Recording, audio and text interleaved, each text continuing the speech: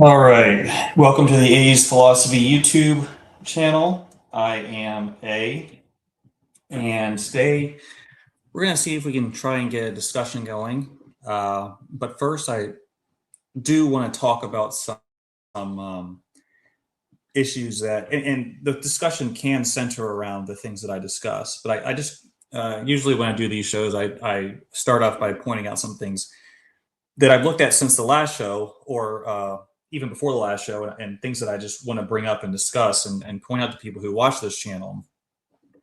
So today, the topics are going to be basically, pretty typical for this channel: God, religion, politics, and culture. And just recently, we've been kind of started venturing into politics. I hadn't really talked about it a whole lot on my channel until very recently.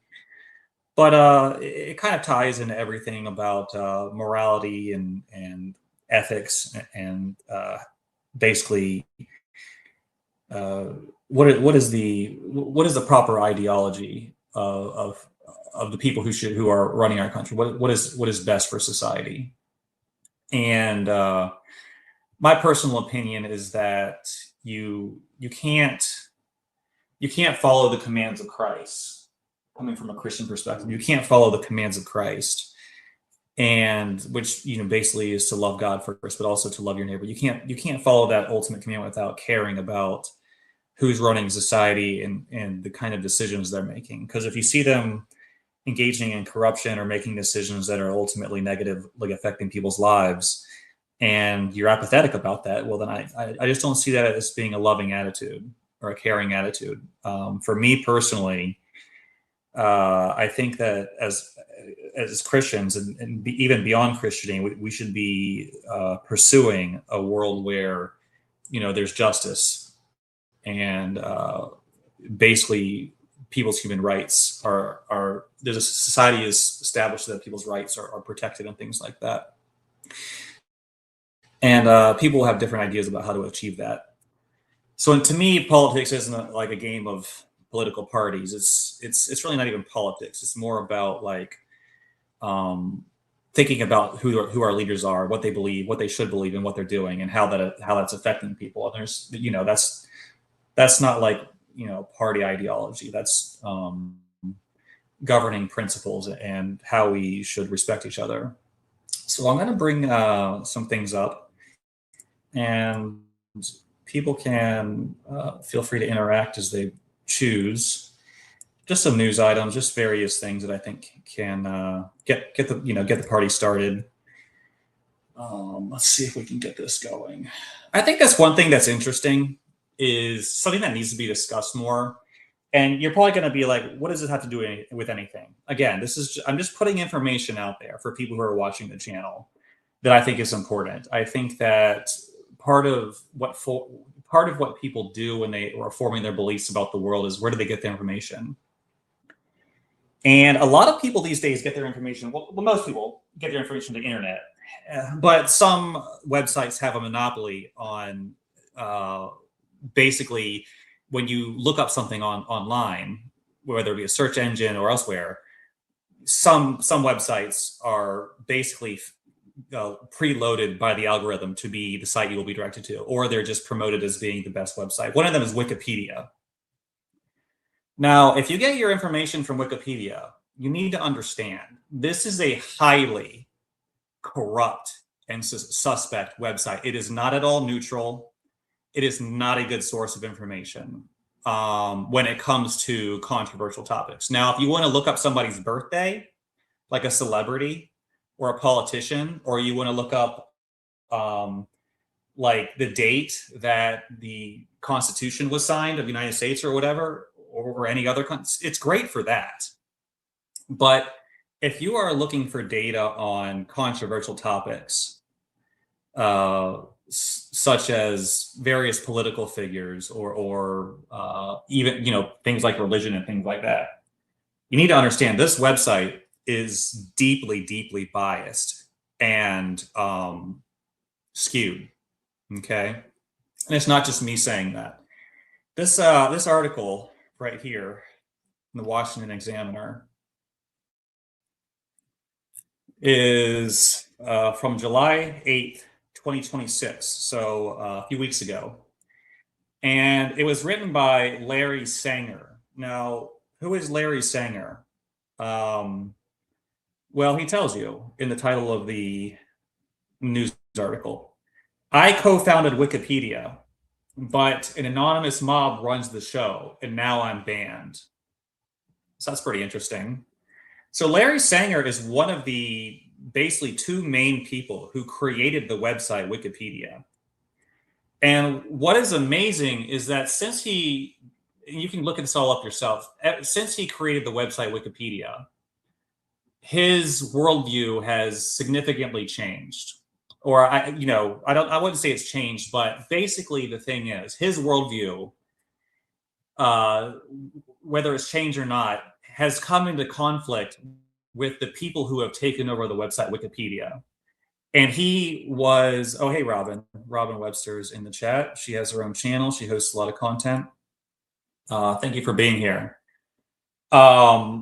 Essentially, Larry Sanger was someone who was trying to challenge the people who, after he founded it, managed to overtake authority on the Wikipedia website, despite him being one of the people who created it. Now, you can look into how all that happened, but nevertheless, it did happen. And he was trying to make the case that these people are not being neutral. Like, you'll hear Wikipedia is neutral. There's committees. Anyone can edit it. It's open source. It's a free range. Everyone has a voice. That is absolutely not true. And one of the founders of the website is trying to sound the alarm that the people who are running Wikipedia are strongly biased and they use their authority to snuff out dissenting voices. Okay? This is just what's happening. And I will say the people who are running the website now are very favorable to an atheistic, basically liberal ideology and worldview, and they use their authority and power to silence people whose voices conflict with that worldview. And the co-founder of the website is one of the people, strange enough, who they have actually banned from interacting on the website. His name's Larry Sanger, and he's been talking about it for a while now. And he has written op-eds on a number of websites and publications. I'm just going to read you a little bit because a lot of people use Wikipedia and they think it's just a neutral source of information. It's not. It's a horrible, horrible website. And I've known this for a long time, but it's good to see the founder of the website actually agreeing with me, and basically anyone who's paid any attention to this. So these are the words of the co-founder of Wikipedia, Larry Sanger. You can go look him up.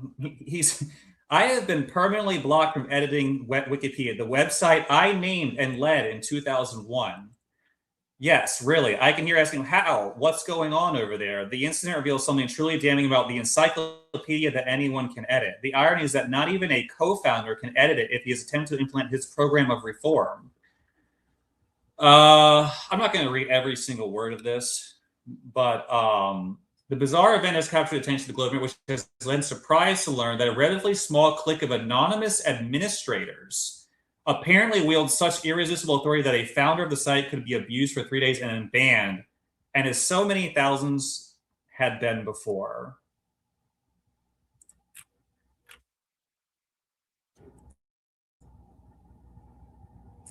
Didn't Larry leave Wikipedia a year after it was made? Like a year? Well, regardless, yes, he did leave Wikipedia, but nevertheless, he was involved in its creation. And the fact that he's been banned tells you that there's a problem.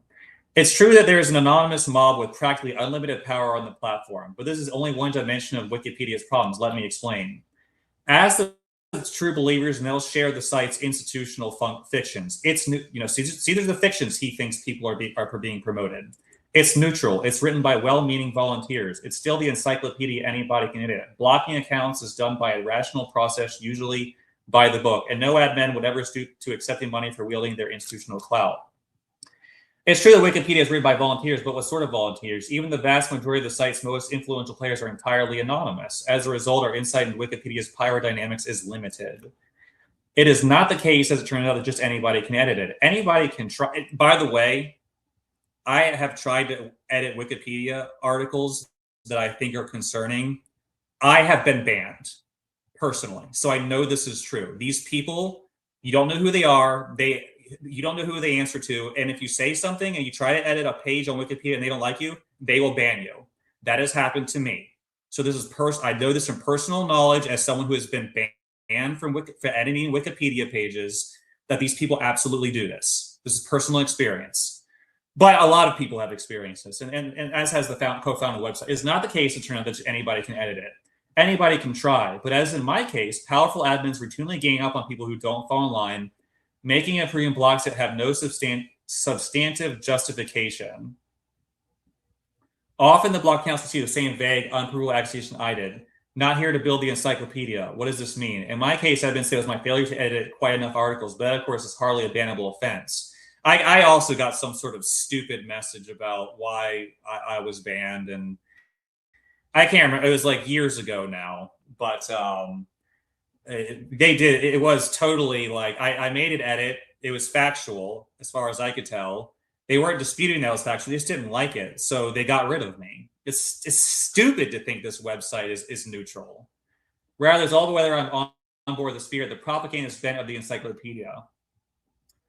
Let's go down here.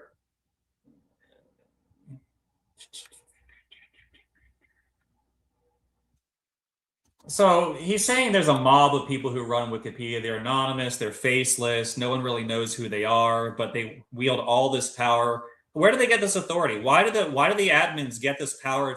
Even the founder of the website's like, who are these people?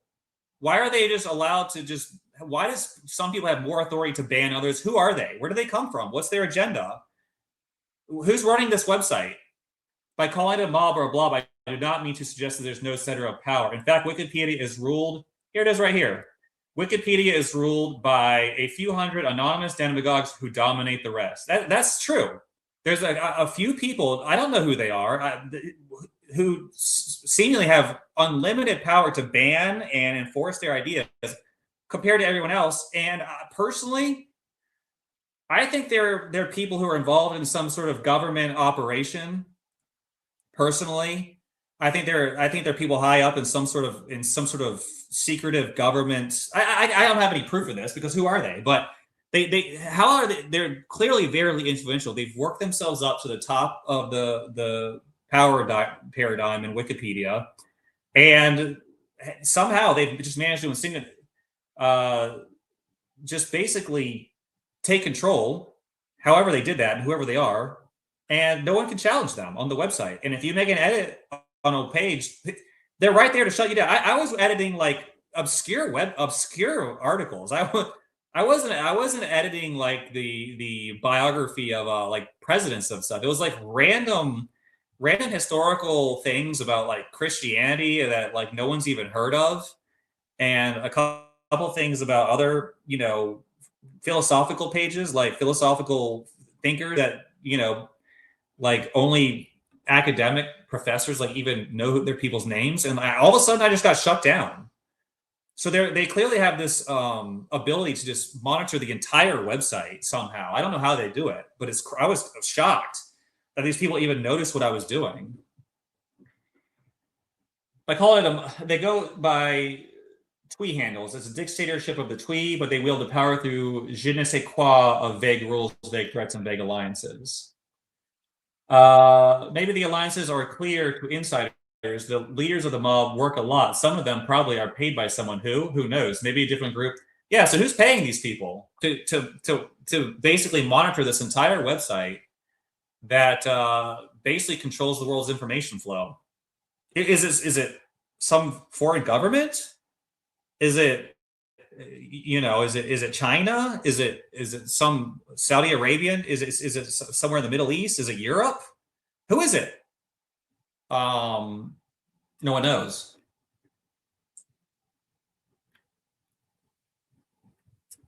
It goes on. A lot of they call themselves anti-fascists. Typical. You can go read. You can go listen to this guy. He has a lot of insights about how incredibly corrupt Wikipedia has become. Anyone who wants to delude themselves into thinking Wikipedia is neutral, go right ahead. But you're living in a fantasy land. even the co-founder of the website is acknowledging that the people who are running it have an agenda. No one really knows who they are, where their power stems from, how they got their power, who's paying them, what influences are influencing their decisions to ban and basically, you know, shut people down. I just want people to be aware about the truth about Wikipedia. It is not a safe place to find information. Now, that doesn't mean you can't learn things on Wikipedia. You absolutely can. Uh, but be careful. Be very careful. And if you try to edit some pages, you will find that you're gonna if you step out of line, just like Twitter used to be. If you step out of line on Twitter, they used before Elon Musk took over, you would be immediately shut down by some anonymous power broker who within the company, and they could just do that. And there was very little free speech on Twitter. Now that Elon Musk has basically bought the company, I was banned on Twitter. And when Elon Musk took over, I started saying pretty much the same. I created a new account, was saying very similar things, and was allowed to say what I was saying. So this is there are powerful influential interests.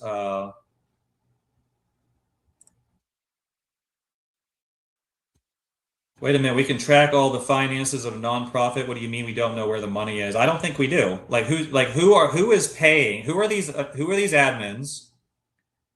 What are their identities? Who do they work for? Who's paying them? Why do they have the authority to make these decisions? If it's really open edit, then if a small group of anonymous admins have so much power, then is it really as free as this purported to be? Is it really a free flowing? Is it really a website where a free flow of information, exchange of ideas is taking place? No, it is not. It's not. So that's all I want to say about that for now. I will continue to point out to people and prove that, demonstrate that Wikipedia is a biased website.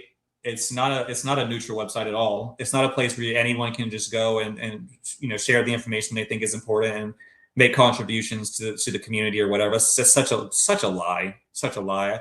And I've seen this firsthand. It really bothered me when it happened to me that I got banned from Wikipedia. So it's interesting just to see how even the co-founder has been banned at this point, or one of the people who was involved in its creation, its inception. He didn't work there for that long, granted, but nevertheless, as someone who did found that, he's certainly interesting that he's no longer welcome to make edits. All right, back to Christianity. A couple other things. So we're going to discuss a number of things tonight. So I've already discussed the Wikipedia issue. I saw a video recently, this is more in the Christian realm. It's not public property. I never said it was. That's the thing. A lot of people think it's like a public website that a lot of people have this fantasy that there's like a Wikipedia, just anyone can go in there and just make edits and contribute information and build the articles. No, that's not true. Just like you said, it's not a public domain. It's just another website that's controlled by a small group of people who are nameless, faceless. We don't know who they are. We can see pretty clearly they have a political agenda, a worldview, an ideological agenda. And they use their website. They promote it as some sort of free, open website that just it's all sources. You can look at all the sources and unless the people putting in sources they don't like are getting banned. Okay. So yeah, they'll let you put your sources in if they want the source to be known. But in controversial topics, and they don't want you talking about it, if there's someone they like who they don't want your source, they can erase your source and replace it with whatever they think is important, or just leave it out. I never said Wikipedia is required to abide by freedom of speech. Never said that. I just want people to know that Wikipedia is not this neutral website where anyone can go and make contributions. It's a very biased, very questionable, unreliable website where You can certainly learn some facts about different things, a lot of information on Wikipedia, no question. But at the same time, certain viewpoints and certain facts are not allowed. And it basically, they curate it so that only the people who are running it, they're all of one ideology, and they make sure that information that threatens their worldview is not allowed on the website. Freedom of speech online doesn't exist because our politicians dropped the ball when it came to lay out the infrastructure of the internet. That's actually I don't believe that's correct. Websites can control what is put out there within their own, but there's nothing like that. There's nobody that says nobody. There is free speech online in general. It's just that individual websites are not required to host information they don't want people to see, like Wikipedia. Wikipedia is one of the websites that bans people from expressing ideas they don't like, just like a lot of websites. That's their website. They can do what they want with it. But unfortunately, a lot of people believe this lie that Wikipedia is just this open, neutral platform where anyone can contribute. It's not true. And that's fine. Wikipedia is allowed to do that. They're allowed to ban worldviews and statements that they don't like. They're allowed to ban ideas and information they don't want people to see. But people just need to understand that, need to be aware of the problem with Wikipedia, because a lot of people think Wikipedia is a trustworthy source when it's really not. That's all I'm trying to say. Yeah, of course, you have to check your resources and your mission collect and store. Absolutely, that's what I want people to do. I do not want people just blindly trusting Wikipedia. Do not blindly trust Wikipedia to give you all the information you need. You will not get it.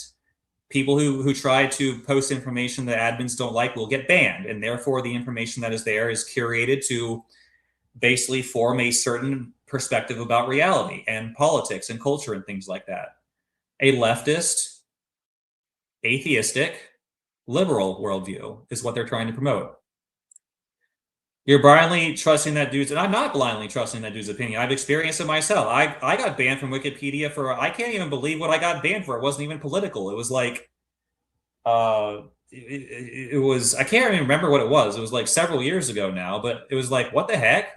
Like, there's some random admin that I didn't know who he was, or like, who are you? It's almost like Reddit. Like in Reddit, the different subreddits have moderators, and they're anonymous too. But at least like Reddit, that's kind of established that there's subreddits and people control the subreddits. Wikipedia is supposed to be like an open edit, open source platform where anyone can go and contribute information. It's not. It's just as bad as Reddit, if not worse. You're proving my point that you don't have anything to prove. Your point, it's all experience. It's irrelevant. We live with many subjective minds. We deal with objective facts. Okay, yeah. If you want to believe Wikipedia is a neutral, open platform, open source website, you're free to maintain that delusion as long as you want. And you will continue to be misled and basically deceived by Wikipedia and the articles and the people who run that website and control the information on it. So go ahead. Right. Your subjective worldview is that Wikipedia is apparently fine. But it's not. Okay. All right. Good. So I gave you the facts. All right. Well, prove me wrong. Go. Prove that you can make anyone can make anything that's Wikipedia. Go for it. Anyways, justification by faith alone. I saw this interview. This was an interview on Deeper Confessions with Lucas Curcio. Now, I'm not the one making the statements that you are. I'm asking for the evidence. Well, go. Well, let me do this for you, leaving marks. How about you go? I provided a source to you.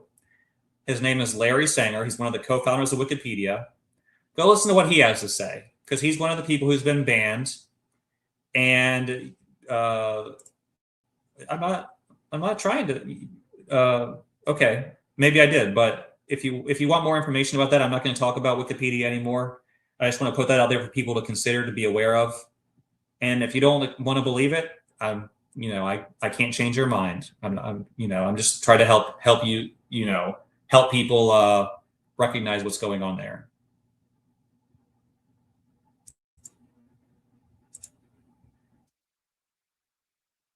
Okay. If you're willing to show me who the admins are and how they get their authority, I'd be interested in seeing all that. I haven't been able to find that information, so that would go a lot to showing me who these people are and why they do the things they do.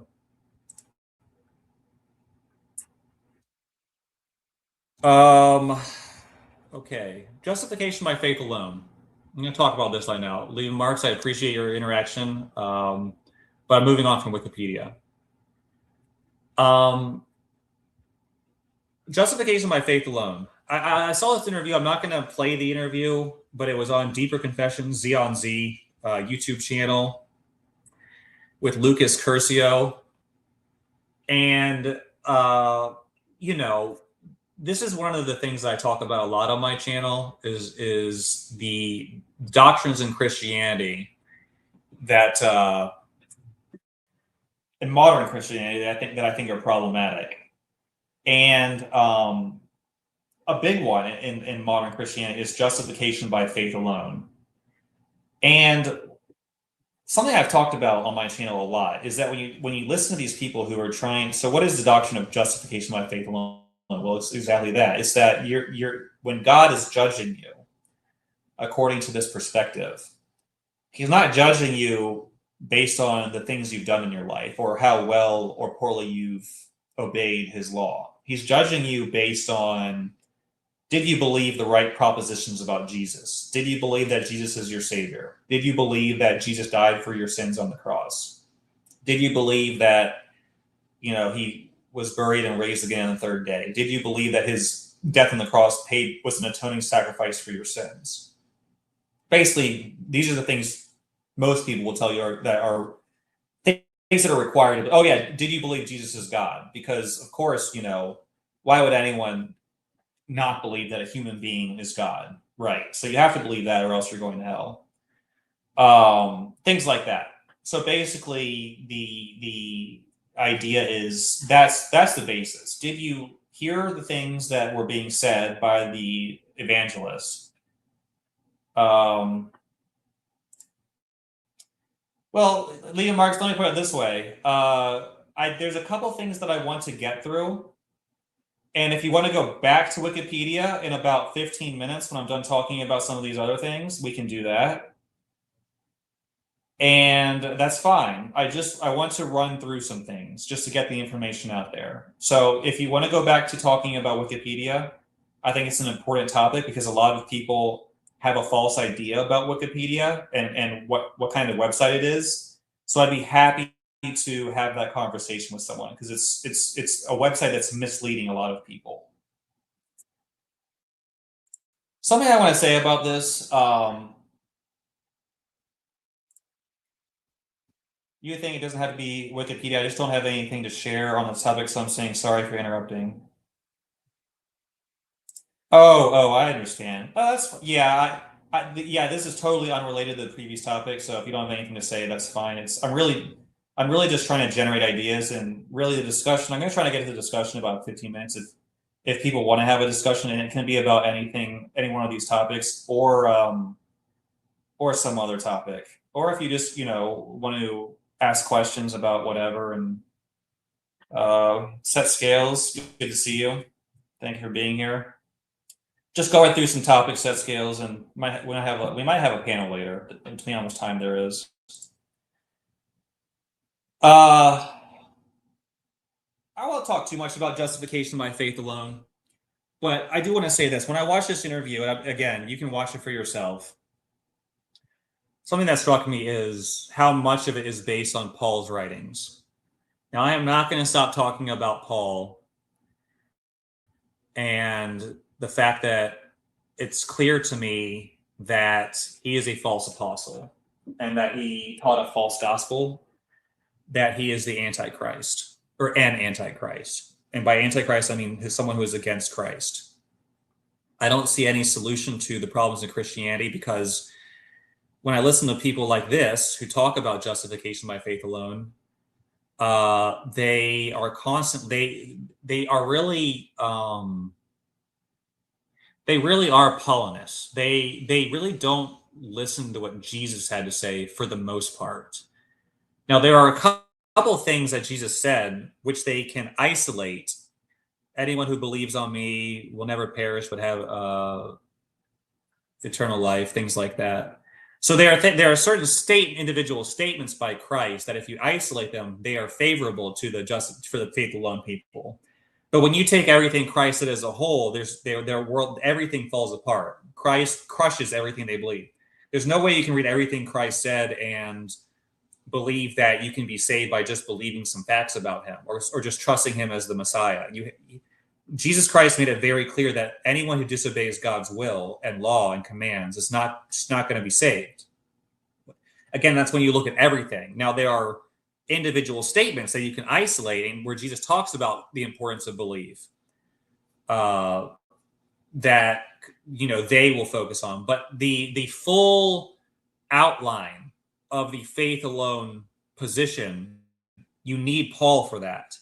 He is the one who provides the ideological justification for why within so-called biblical Christianity, faith alone works, which is that Christ died for your sins. You must believe that.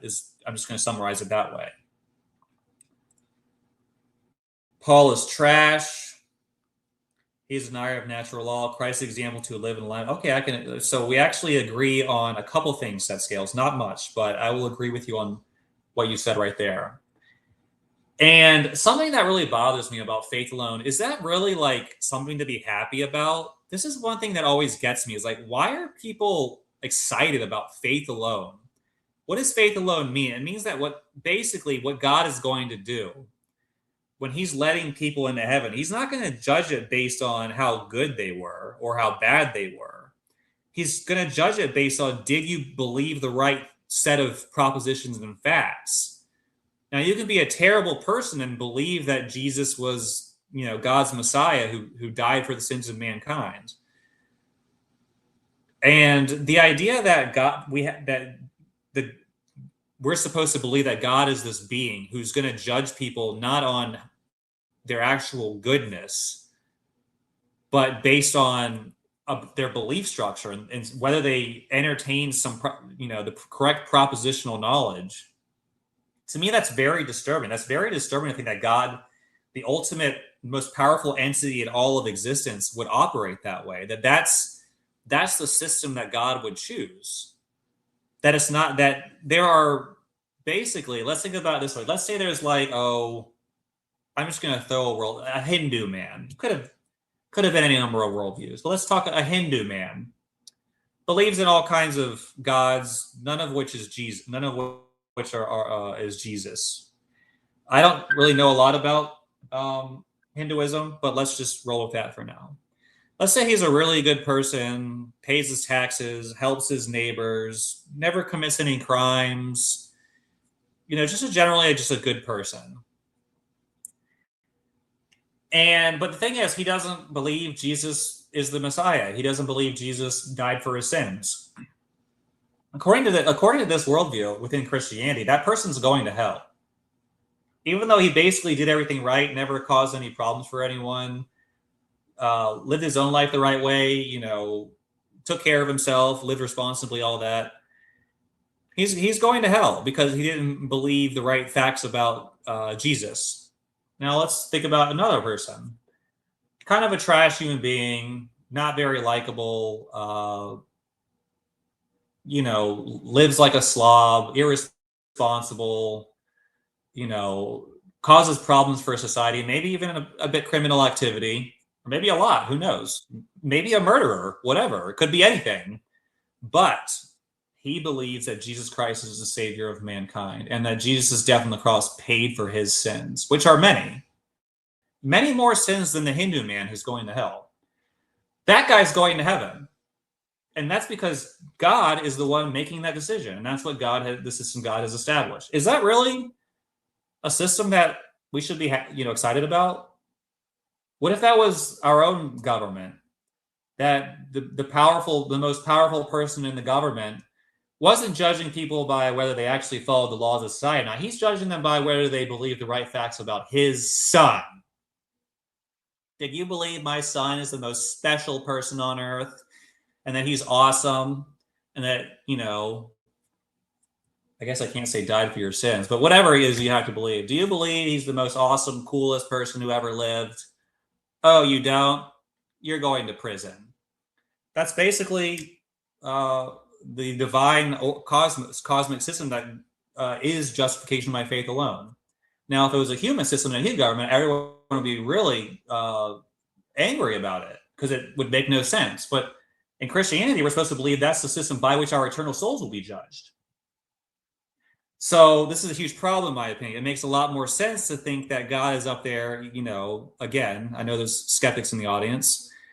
Let's just accept the idea that God is a real thing up there, which I believe, and that he's judging people, which I also believe will happen. It makes more sense to me that God would be judging people based on, how good they are, and not necessarily about what they believe. They could be wrong about some things, even about things about God, God's nature and things like that. But God is basically judging them how they treat people, how they live their lives, were they responsible, did they try to help others, did they do good works and things like that. And if you don't do those things, you didn't live within God's will, and you're going to be rejected. Or if you did do those things, you basically demonstrated that you are attentive to God's will and God's creation, and you do merit eternal salvation. So I just really think that just on a bare philosophical level, justification by faith alone is just a terrible, horrible. It's not a gospel at all. It's a really scary, disturbing notion, and I don't really think it's something that should make people happy or excited. To me, I think more people just at a bare minimal approach to the idea itself, people should be questioning faith alone. Like, why is that a good idea? Why would it be good for God to set up a system like that? If there was no Paul, would Christianity have spread in the first place? Yes, he's bad, but would it? Well, yes, there would have, because he was. You can even go read the Pauline epistles. He was clearly in competition with the other apostles. They were spreading the true version of Christianity, and he was off operating on his own. And again, not everyone has time to read all the Pauline epistles, but I have. And he makes it very clear that he's not operating in coordination with the other apostles, but that they are out there operating and evangelizing. So what was going on in set scales is that there were actually two Christianities being created from the very onset, from the apostolic time frame. One was the operation of the apostles themselves that were appointed by Christ, and the other was the Pauline group, and the people who operated with Paul and established churches with Paul, which it looks like he mostly operated in Asia Minor, which is modern day Turkey, and Greece. And these Christians who were introduced to Christianity, quote unquote, by Paul, thought that they were learning real Christianity. So without Paul, what would have happened is, the people who Paul, his people, his group, whoever they were, Christianity might have spread more slowly, perhaps, but there wouldn't have been this mixture of true Christian apostolic Christianity and Pauline ideas. So yeah, Christianity, in my opinion, would have spread, and it would have been the right idea about Christianity. We can know God. It's right there in the first few verses of Genesis. Okay. The Trinity is literally the first verse of the Bible. I don't know if you accept the Trinity or not. I used to deny it, but it's right there and impossible to deny. That's not correct. The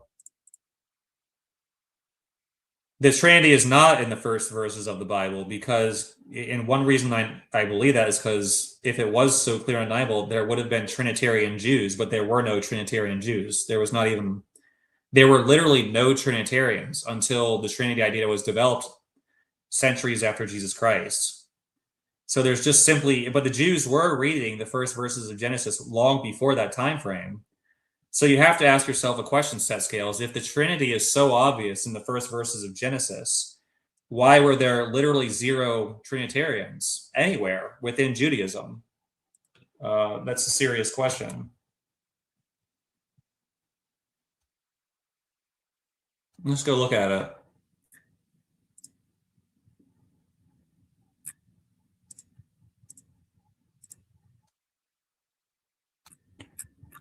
In the beginning, God.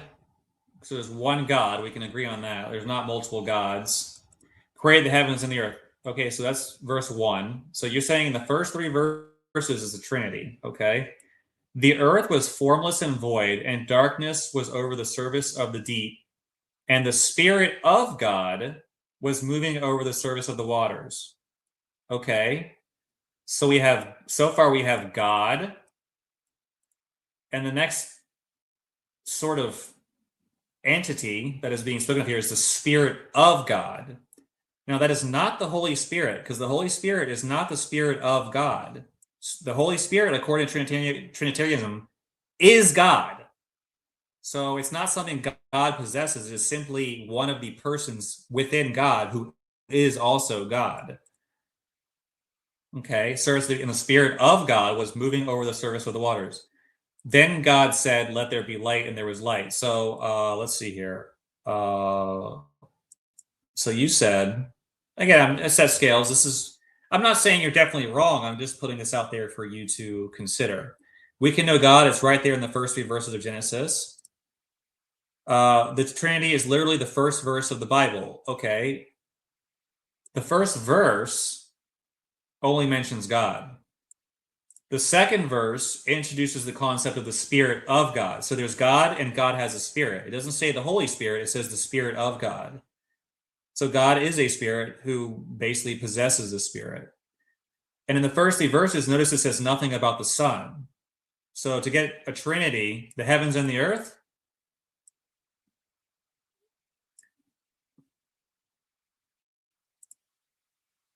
yeah, but Seth Scales, you got to understand in classical, see, you're not talking, you're talking about your own idea of the Trinity. I'm talking about the classical, traditional understanding of the Trinity, which is the Father, the Son, the Holy Spirit. So you must have an idea of the Trinity that's like God connected to the heavens and the earth. Okay, if you want to call that the Trinity, fine. That's not the Trinity I'm talking about.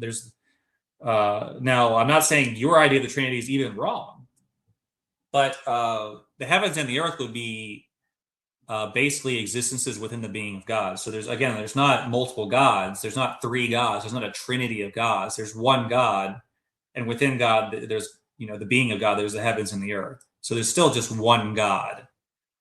There's not three persons within God. There's not three conscious, aware persons within the triune Godhead. Okay. So I understand that you have your idea of what the Trinity is, but again, obviously, when I'm talking about the Trinity, I'm talking about like the Catholic sort of triune Father, Son, Holy Spirit Godhead. Okay. Okay.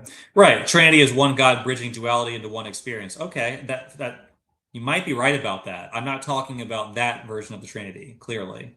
And I'm not even sure that's an accurate formulation of a correct. Oh, okay. I'm speaking of a more Gnostic. Okay. That's okay. I see where you're coming from now. I'm not even going to dispute your idea of the Trinity. Um, but again, when I talk about the Trinity, I'm talking about the Catholic, Catholic. I call it the Catholicized concept of the Christianity. All right, one more thing I want to talk about before I start really opening things up. And oh, actually, no, I don't. There's two things I want to talk about. Let's try to get to them quickly. Some intelligent design news. Look at this. I'm not going to read this whole thing. I'm going to spend 5 minutes on this. Uh, Quickly, basically, the idea is the title of this is on scienceandculture.com, written by Casey Luskin on June 18th, 2026. So about a month ago, a little over a month ago. Paper and Cell reports paradigm shift against TEs as genomic parasites or junk DNA. Anyone who's studied evolution long enough and deeply enough knows that junk DNA used to be this really significant source of argumentation in favor of evolution because it basically was argued that as things evolve,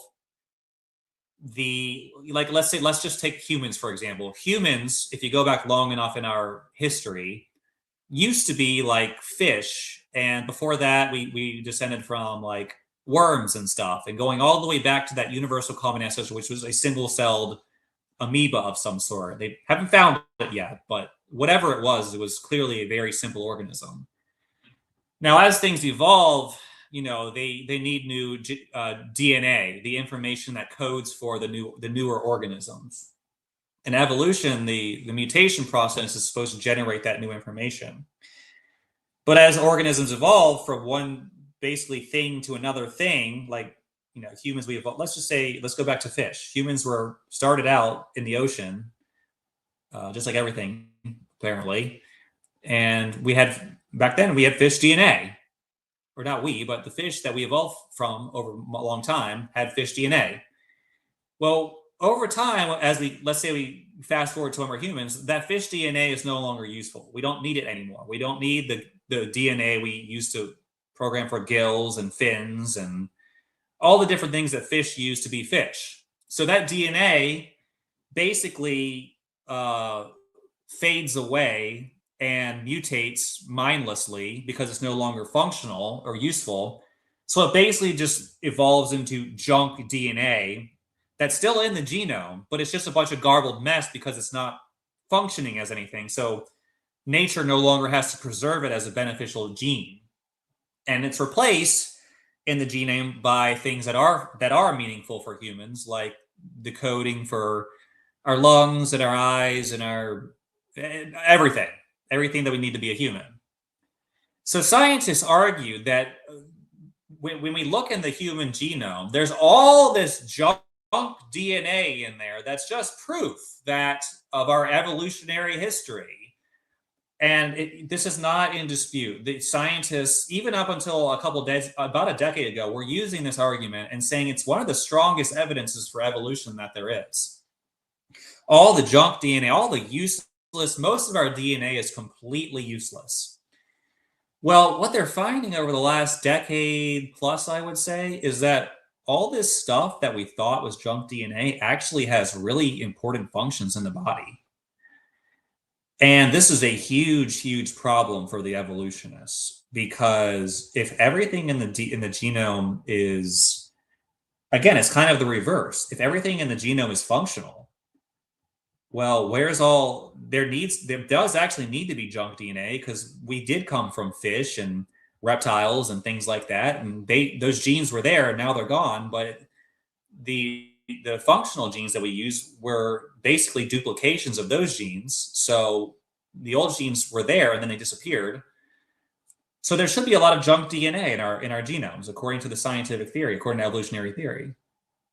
Now, the last decade has created huge problems for that. And this is just another nail in the coffin. They're finding that these massive segments of DNA that they once thought were junk DNA are actually highly functional and have really important functions in the regulation of gene expression and disease control and things. It's basically what it is the scientists were looking at this stuff and they're like, it's not doing anything. What they weren't taking into consideration is not doing anything at that exact moment. But there are times in an organism's life, like in its development or when it gets sick, where these genes turn on when they're necessary.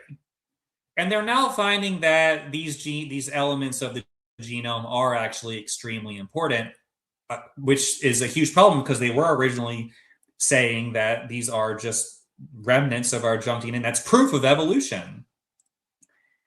Good to see you, Yvonne.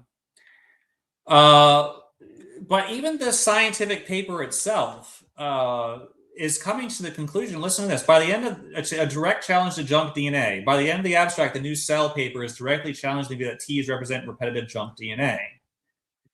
And I'm not going to read all this mumbo jumbo, but we're going to get to the punchline here. While initially dubbed genetic junk, many TEs, don't worry about it, have been used exactly by their hosts and thus have emerged as a force-shaping genomic architecture and gene regulation. The story of transposable elements exemplifies one of the biggest paradigm shifts in modern biology. Once selfish genomic parasites or junk DNA, TEs are now understood as dynamic and essential components of the genome. Wow. This is a huge, huge blow to junk DNA. Because remember, these are things that when scientists were originally looking at them, they were pointing them and saying these are useless elements of genome, and that's evidence of our evolutionary history. This is what they originally said. This is not a creationist website. This is a highly reputable journal. This is Cell. These are scientists. These are secular scientists saying this. And now they're saying that these elements on the genome are extremely important, and they have many functions. So so what happened? So evolution held us back from the truth because scientists looked at them and said, this is just evolutionary junk, which is what we expect because of our evolutionary history. Now that we've done some testing and found that these are elements of our genome that emerge as important at various points within the life of an organism, but which are not always expressed. And now, while these originally Ts are not passive passengers, but as versatile regulatory modules operating at multiple levels of gene regulation. This is now I know this is in the weeds. It's boring, but for someone like me who's been following the evolution debate for a long time, this is extremely damaging to the evolutionary people, especially to the people who use these arguments, which was a lot of them.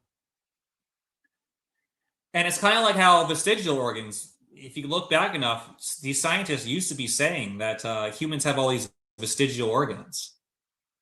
They're at one point in the early 20th century, they said we have over 200 vestigial organs in the human body. Now that it doesn't look like there's any of them. The appendix used to be the best example. But even within my lifetime, the story on the appendix changed. Now they say, yes, of course, you can live without the appendix, but it actually does serve a function within the body. You can live without a lot of parts of your body, but you can live without your reproductive organs. But I don't want to lose them personally. I don't think many people do.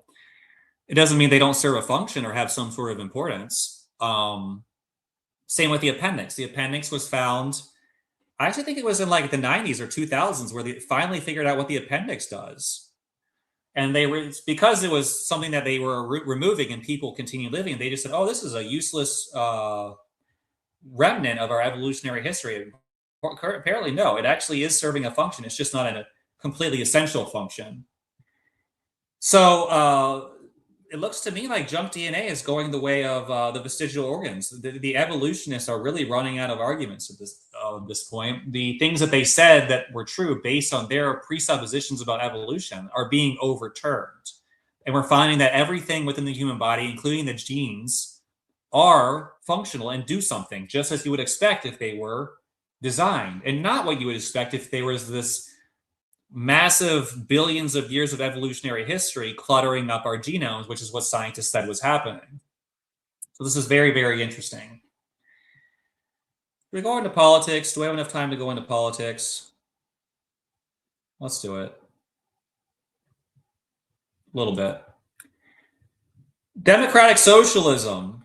Democratic socialists have kind of been, anyone who's paying attention to politics recently,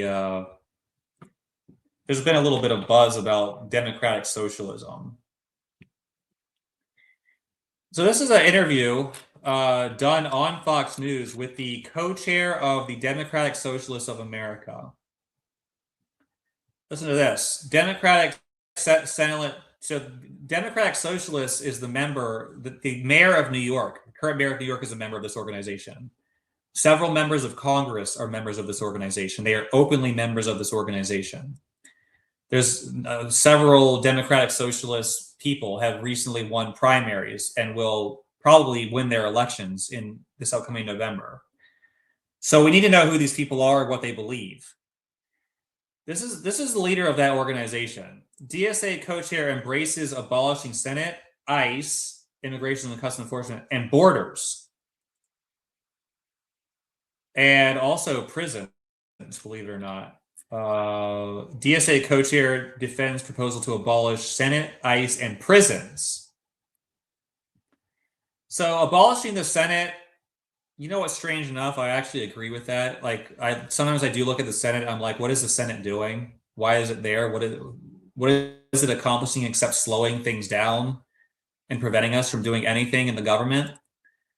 Other than that, though, they want to annihilate America's borders. Here's the agenda of these people.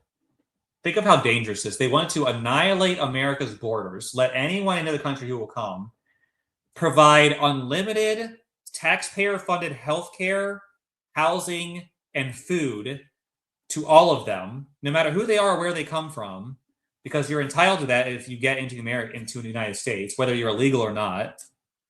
And so they want to let everyone in, provide everything to them for free, which nothing's free, and they want to empty out the prisons so that there's no people feeling bad in prison, because that's so sad.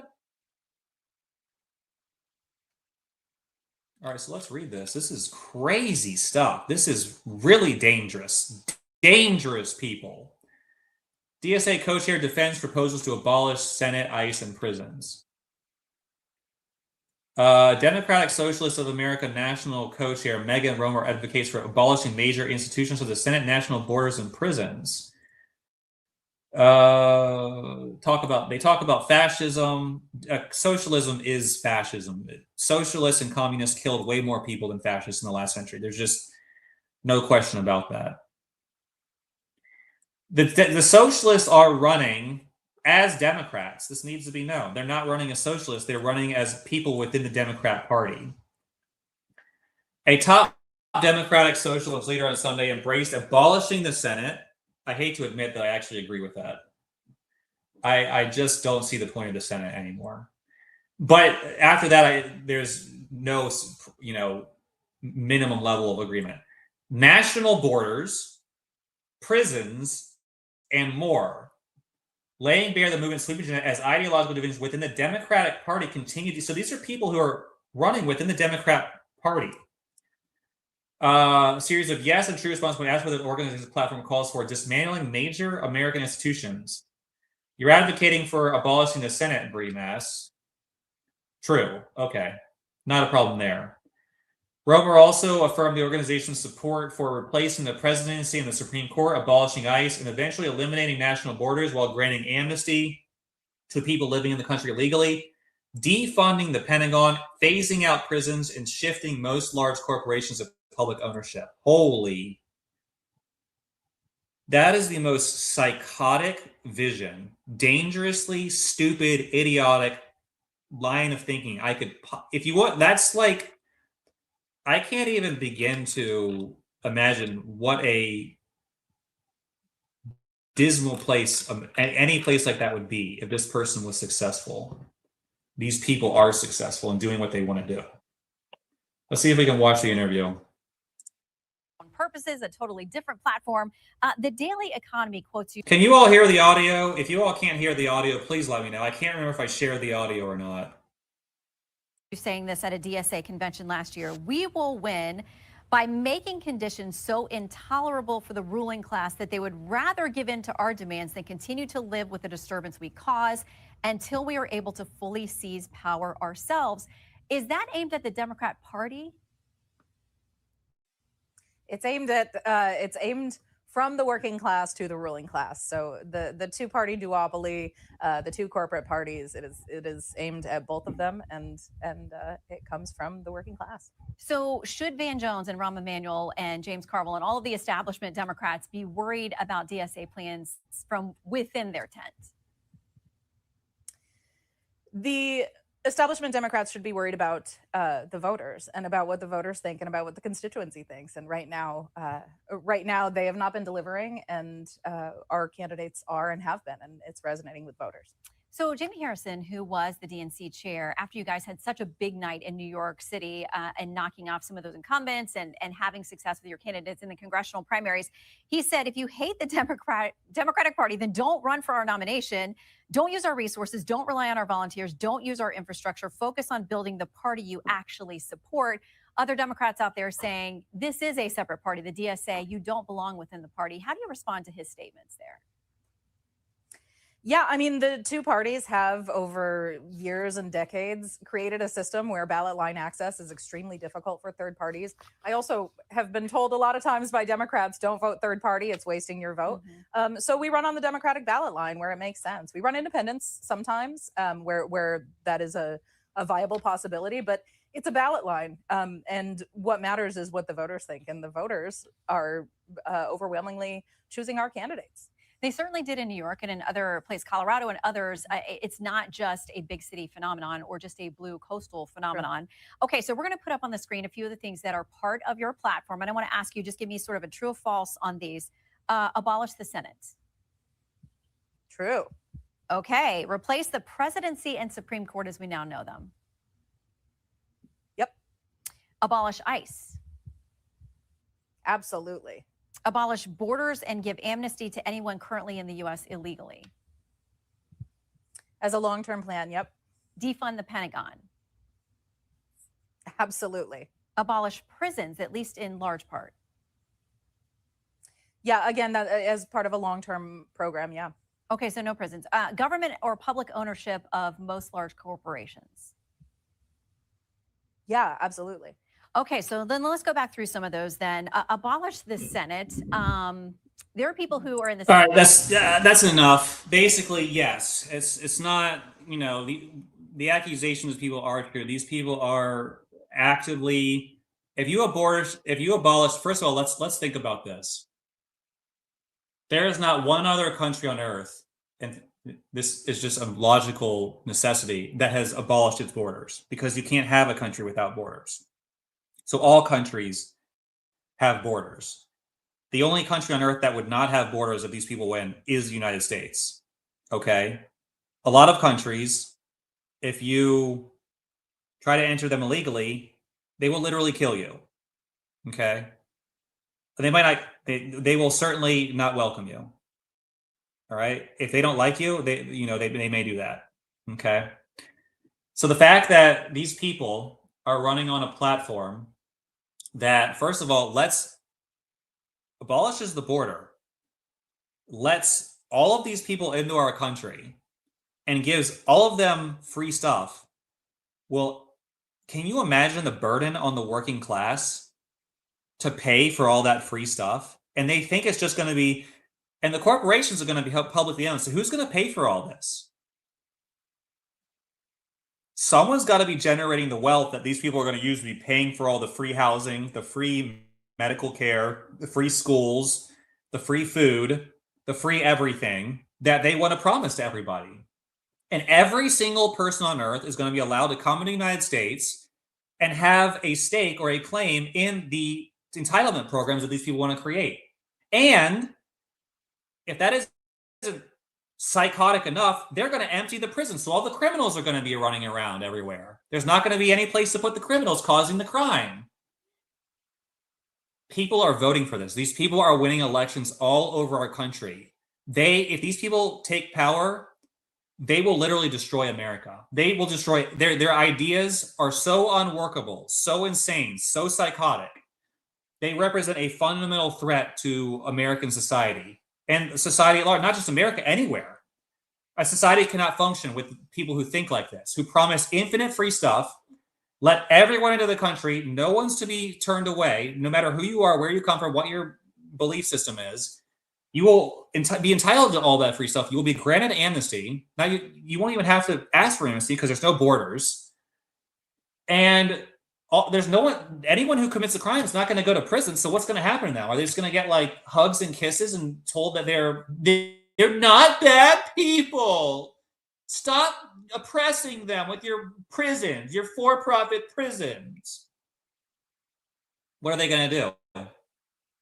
Okay, there are actually evil people in this world who are just criminals, and they need to be put somewhere and separated from society. There's not going to be a place to put them when these people win. These people are extremely, extremely dangerous. This is not just, I want to create a social safety net to help these people have an agenda. I think there's a lot of people who think of socialism as like helping people. like making sure everyone has like the basic. This is not what these people want to do. These people are going to fundamentally transform the country and ruin everything for everybody. And by the way, you saw her admit that these people are running as members of the Democrat Party. This is why the people who talk about Trump being an evil person don't understand the big picture. Okay, let's say Trump sucks, whatever. He's not fundamentally destroying this country like the DSA will. He's making some the Iran war. Okay, it's not helping us very much. You could argue, but crime has gone down a lot under Trump's administration. The economy is basically good. There aren't millions of illegals streaming across the border as there would be with these people. They're not all entitled to all the taxpayer-funded welfare benefits. Let me show y'all something.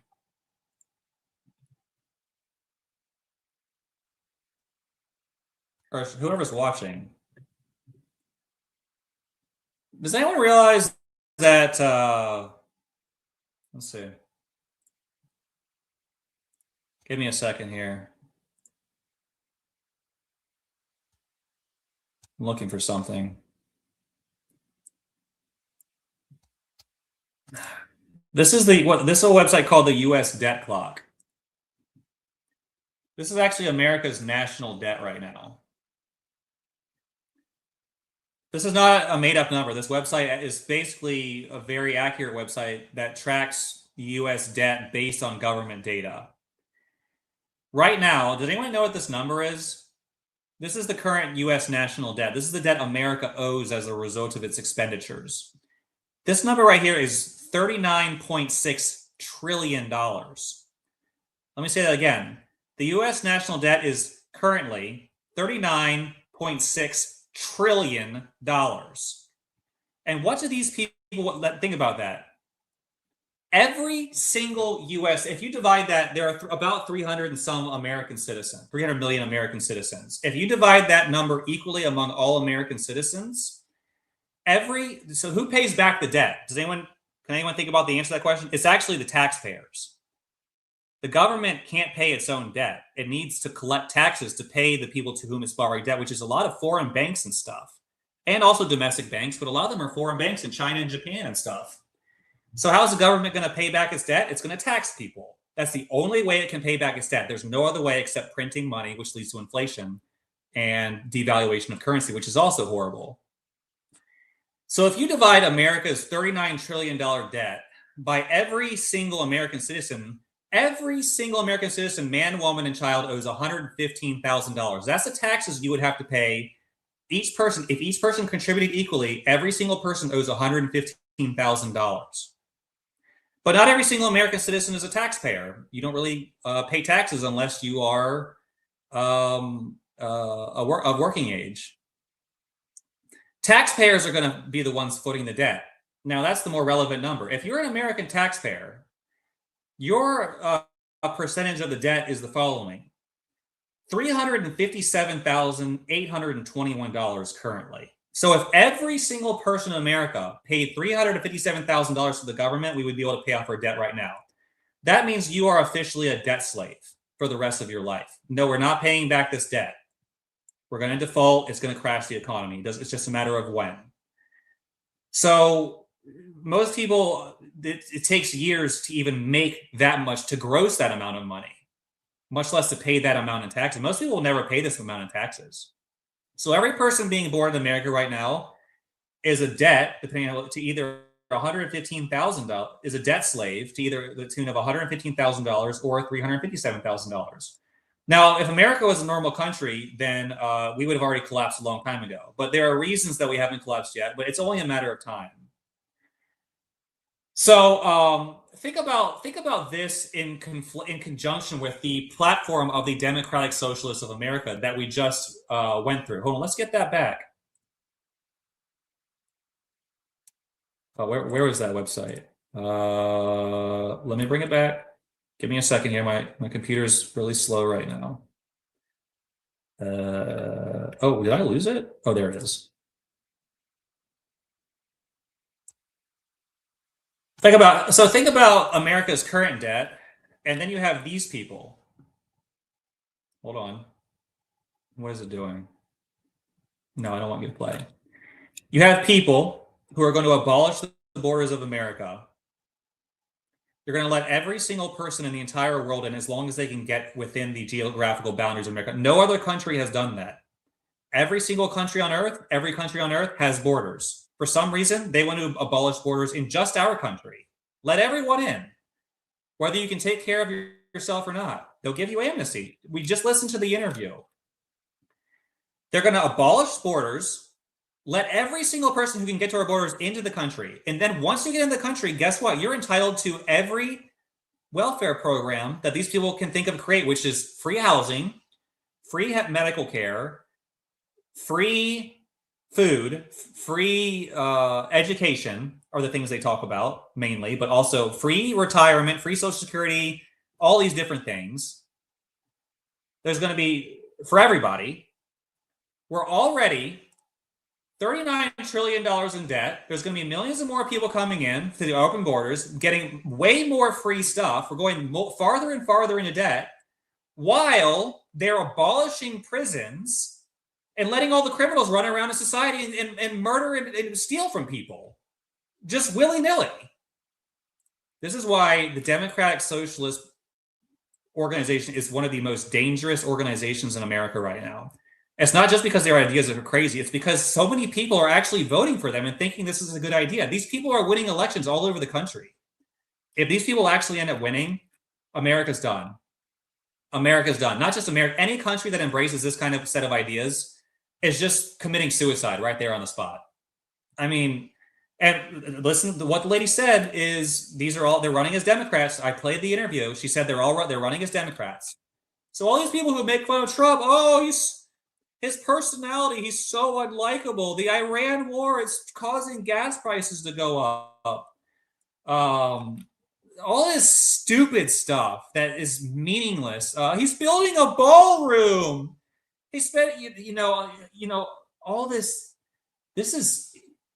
You have to realize if the people who hate Trump, win these arguments and fool people into voting for them because of some mistakes Trump is making and because of Trump's, unlikable personality. Well, okay, fair enough. You're actually going to just destroy the country in that case. So that's the decision you're making because you think, you don't like the exact path Trump is taking and the Republicans are taking. You're going to vote for the people who are literally going to self-destruct America like a collapsing building, and who hate our Constitution and hate our freedoms and hate private businesses and want to provide everything for free while abolishing our borders. Does this sound like a good idea to you? Is this really where we go? And remember, there are some really, like I just said, one prominent example is, but Bernie Sanders is a member of this group. A U.S. senator speaks at the conventions of these people. Hold on, let me just confirm something. I know see, this is bad. Well, let's get it from their own website. I was going to use Wikipedia, but I just spent half my broadcast talking about how Wikipedia is a bad website. So let's not do that. Let's go to the Democratic Socialists of America's own website.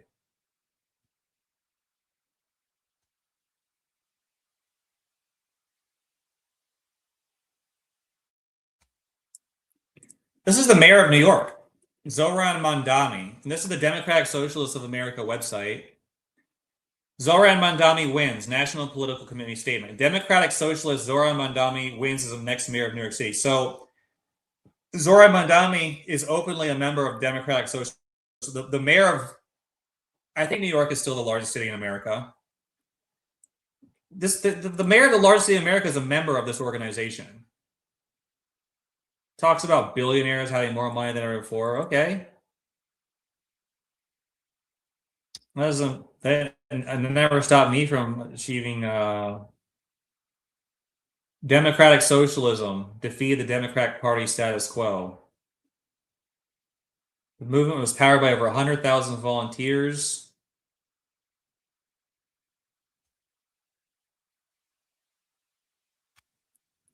basically, what I'm trying to show you is it doesn't. What this doesn't say is that. Hold on. That's not exactly what I wanted. Where is it?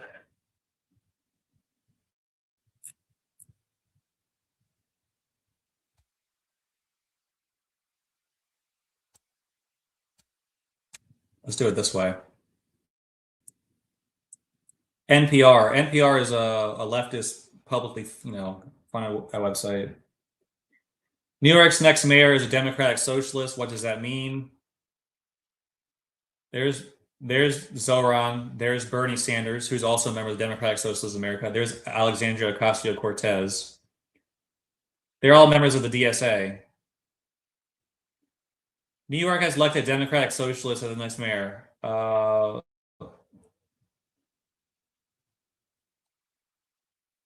He is a longtime member of the Democratic Socialists of America. Anyways, my point is, these people should not be viable political candidates anywhere for anything. And they're winning major elections in major U.S. cities. And we have a U.S. senator from Vermont who's a member of this organization that will destroy America. We have members of the House of Representatives who are part of this organization that wants to abolish borders, abolish prisons. I really think we're living in a very dangerous time where people are so ignorant that they don't understand that if America falls, it's going to be a horrible problem for the rest of the world.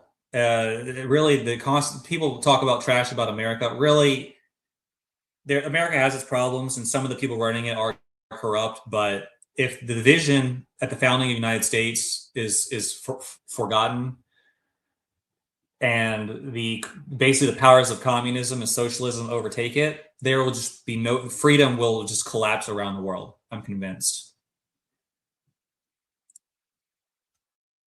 Let both the Democrat and Republicans fail. They deserve it. All right. So that is pretty much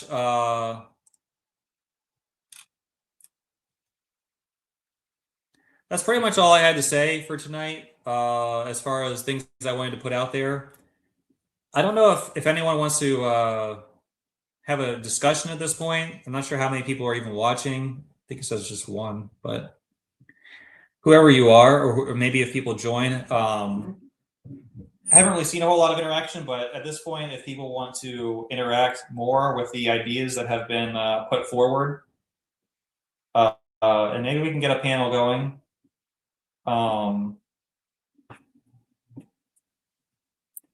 Basically, what I talked about tonight was how Wikipedia is a corrupt website. I talked about a little bit of Christian theology, justification by faith alone, and why it's a bad idea and why it's false. I talked about evolutionary theory and some problems that have arisen within that framework. And I talked about democratic socialism and how their agenda, their political agenda, how they're operating as Democrat politicians, how dangerous it is, how destructive it would be if they were to continue winning. And those are kind of the main topics that I put forward. If people want to express differing viewpoints or put things forward or talk about something different, that is, they're welcome to do so. If no one wants to have a discussion, that's fine as well. I'm actually pretty busy right now, so I'll probably shut down the stream and just let it stand as it is. But I don't know if anyone has any questions about what it was that I talked about. Any opinions? Critique joined us. Hope you're doing well, Pratik.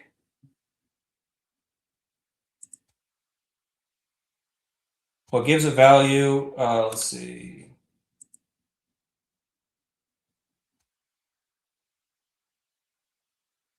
Politics sucks and is more in alignment with Paul than Jesus.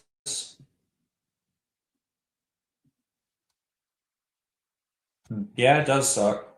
No doubt about that. The debt, for the most part, is proportional to how much money is in circulation. Yeah, I would agree with that.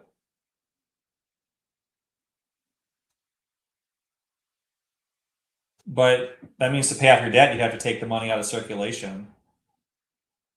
So who's going to have money? That's the problem. Hidden gnosis. We're never paying that debt. Yeah, sadly, you're probably right. What gives it value is the fact that people work for their money. Not everyone works for their money. Some people just can sit on their butts in this country and do nothing and collect welfare, like the Democratic Socialists of America want, and most Democrats. Democratic Socialists just hyper accelerate that and want to promise a lot more free stuff than already exists, which is already way too much for us to, basically pay for. Because look at our debt. This number is fairly accurate. We have $39 trillion in debt, and that's $115,000 per citizen.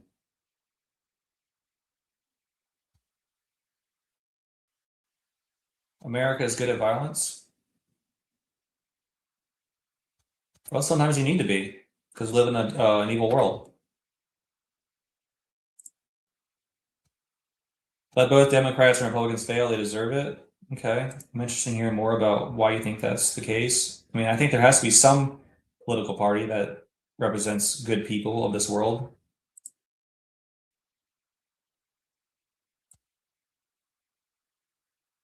Oops. Let's see here.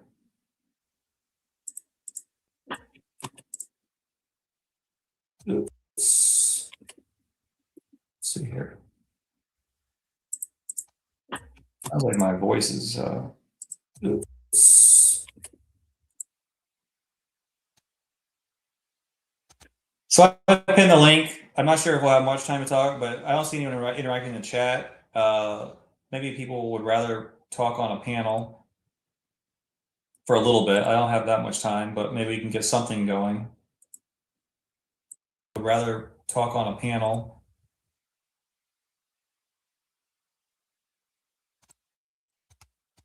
How you doing, Seth Scales? I'm all right. Seems like a lot has happened to me in the past week since I last talked to you, but I'm doing all right. There's people doing loud fireworks near me. I can't control that. Oh, okay. So you said a lot of stuff has happened to you. Is that like stuff in your own life that, is affecting you? Yeah, but Is it something you want to talk? Is something you want to talk about, or not really, or you prefer not to talk about it? It doesn't matter. It's up I'm to you. just saying that, because it seemed like it happened right when I got off the panel with you, and it's already been a week since then. But okay. When I said that America's good at violence, because you were saying that they are still around, and you said that this wouldn't happen to other countries, and I was just making the point that the reason this doesn't happen to other countries is because the United States is really good at distributing violence anywhere in the world within like one day.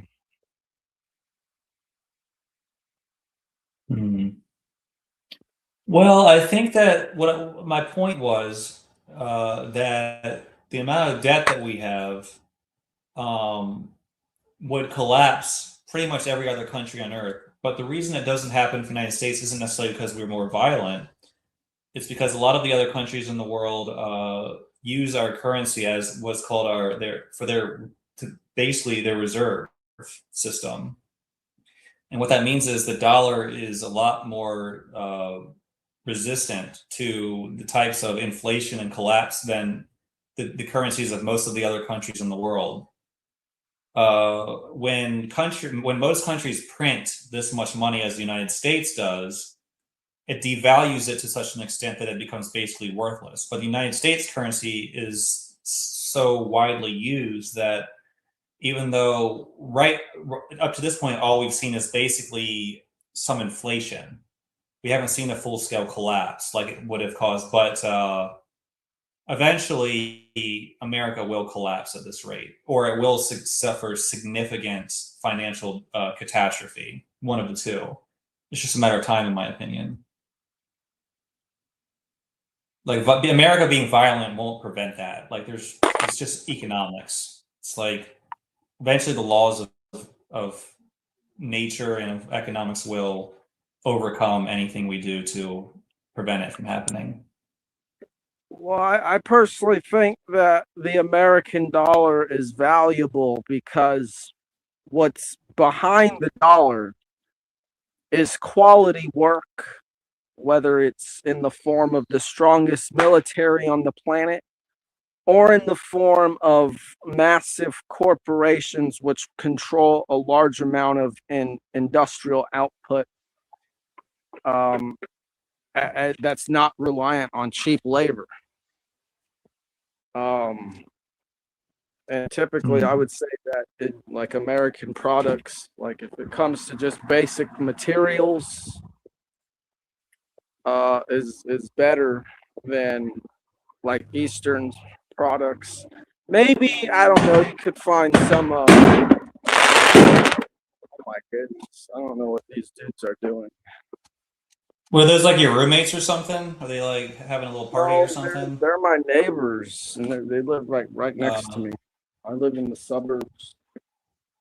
Do they set off fireworks often, or is it just like having a birthday party or something? I'll just say they're not very ideal. They're not people you want to have near you. Okay, gotcha. They got roosters. They just they play their loud music. Yeah. Well, but anyway, yeah, that's too bad. I could not live near people like that. I would go absolutely insane. I really would.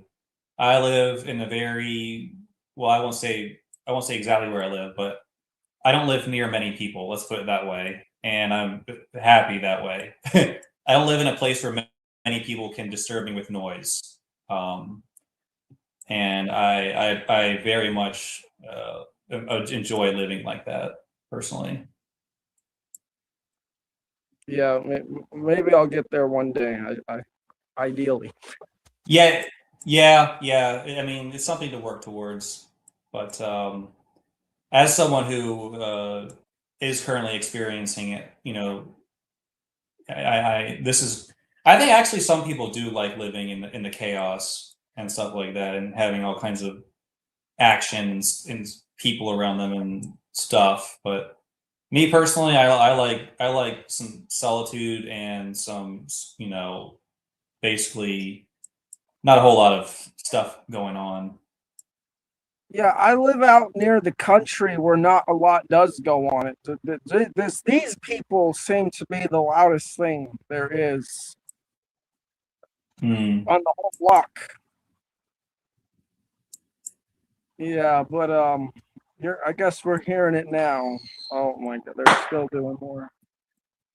Yeah. But anyway, I wanted to mention what I've been doing. I'm not sure how much you'll agree with it or not, but well, yeah, let's hear it. Today I put out a video where I use a mathematical framework to show what I was talking about in the chat earlier about Genesis 1, 2, and 3. Because the way I see it is you have God, and God has these dualistic components to itself that are described as the heavens and the earth. And the heavens, to me, are like the Egyptian nun, and the nun is the ocean or the sea of chaos from which the gods or existence, or I should say universes, are born. So it's just a sea of unlimited potential. And this to me is heaven. It's a realm of unlimited potential where everything is happening at once.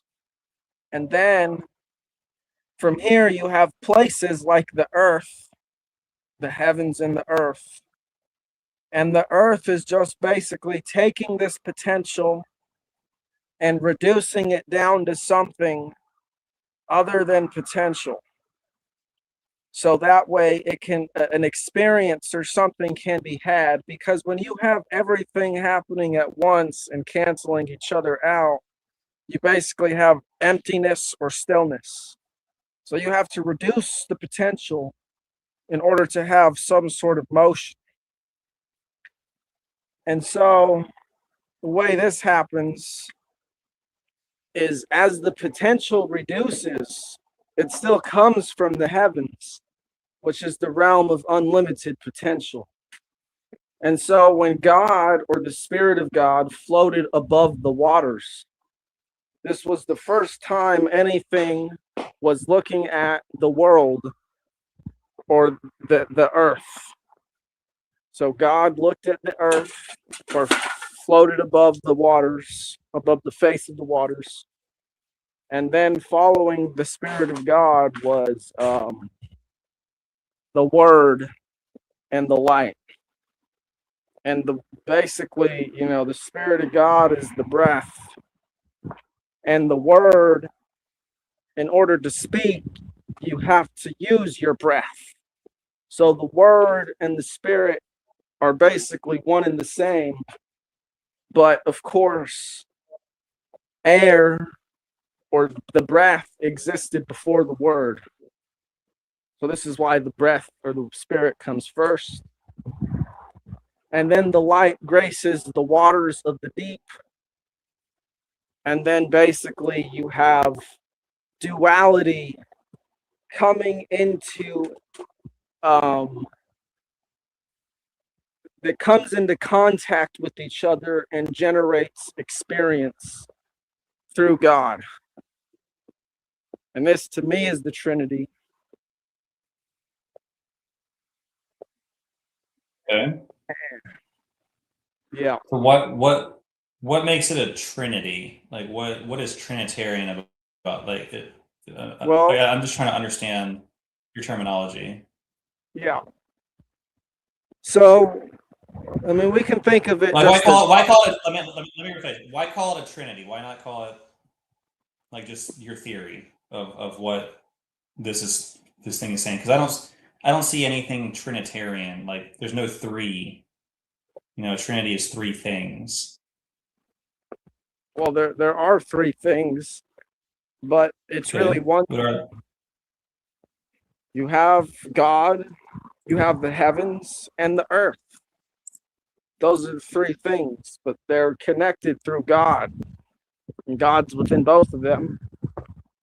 But God is God is also its own within thing. them? And yeah, but God is also its own thing. Okay. Well, okay. So what is the basis of your interpretation? Is this kind of your own understanding of the terms, or your own studies, or did you read this from another philosopher or theologian of some sort, or how did you figure all this out? This is my own realization, and it was actually before I even looked at the verse. I thought this, and then I looked at the verse and I realized it was talking about what I thought, because I had a dilemma. I had a huge dilemma with what I thought God actually was at one point. And I basically went through the dark night of the soul. But to me, it only lasted one night. And I worked through it through the morning. But it really hit me hard, because I was considering what God was. And to me, I thought God was the force that makes essentially order out of chaos. But I didn't realize that that's actually what I thought, because I thought that you had the waters, and I thought that you had the light, and I thought that the light was God finding new waters to illuminate. And then I realized that this is dualistic. And because it's dualistic, this would basically make God no different from some imperialistic nation going to some poor country and invading them or something like that. Because God is identifying places that it considers chaotic, that exists on its own merits, and forcibly changing it just because it's the light. And I had a real problem because this would basically mean that, like, I know you agree with them, but this, to me, this basically would make the priest class correct, and like the J's and the J suits who are not priests that I agree with. And for a moment, I actually saw the world how they saw it and thought that it was true. And then I got to the morning and I was really tripping hard. I pretty much even considered giving up researching. Goodness. Yeah, I was pretty much even considering giving up researching and looking into anything spiritual because I thought it would just be a waste. But then I realized that there has to be, because I'm really firmly rooted, my whole paradigm is rooted in natural law. And this is what got me out of this. I could not accept the fact that God was violating its own principle of existence. Because God's whole principle of existence, to me, rooted in natural law, is allowing each being that exists to experience the world the way that they choose to. And if God is going to places, yeah, do you want to say something? I'm listening. Yeah. If God is going to places in this dualistic fashion and imposing itself over the deep, dark void, then it would be in violation of its own principle of natural law. And so then I realized natural law is true. There has to be some sort of force in the middle that bridges the light and bridges the dark depths of the water. And this force is basically the Holy Spirit and its magnetism. And once I realized that, I came out of this dark night. And then, a few months later, I looked at Genesis and I realized, oh my God, it's right there. It's literally right there. God created the heavens and the earth. Except that the church, it's going to convince you of this ex nihilo fact.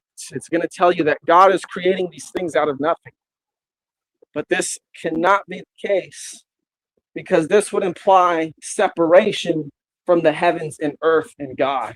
So what God is doing is it's taking from itself and creating the heavens and the earth. It doesn't need to go over here and from nothing and make it. God already has everything within it. And so you have this dualistic manner within God that comes together in a particular point that we call life and experience. And this is, in fact, even what the human being, this is what our life is all about. Just as God bridges together duality, the human being in their life bridges together duality, because every moment of our life, we're navigating the sea of potential. At any moment, we could make any number of choices to live our life. You could have done any number of things, but the thing that orders it is your choice to live your life the way that you wanted to. And then you are forced to live with their choices. You collapse the potential of your life into one path. And this is bridging order and chaos, just as God does in the form of a human. Well, honestly, I feel like I've kind of, I mean, I'm not kind of trying to steal your thunder or anything, but I feel like I've, maybe not in those exact terms and in that exact, formation of conceptualization, but I've been talking about these things on my channel for a long time. First of all, I have taught on my channel. Hold on one second. Oops. Let's go to the verses. And again, let's look at this.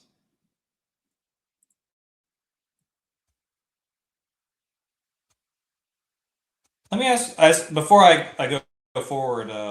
Were you able to hear? I don't know if you were here when I played the audio of the person being interviewed. Did you hear? Was there any audio going on during that, or was it silent? Do you remember? Did you see that? I'll have to go back and listen to that. Now that you mention it, I remember looking at it, but I don't remember sound. Uh-oh. Yeah. Hold on. I might not have shared audio. Oh, let me go back and listen. Remember sound. Uh-oh. Yeah. Paying attention to politics, and so they went. Hold on, listen. Large corporations. A separate party, the DSA. You don't. Oh, there is sound. Okay, how do you respond good. to his? So they went. Oh. Well, that was scary. You scared me. Anyways. Yes. I remember that now. Okay. Okay. So in the beginning, God created the heavens and earth. Now, like you said, most modern church institutions will tell you that this word "created" means some sort of ex nihilo type creation.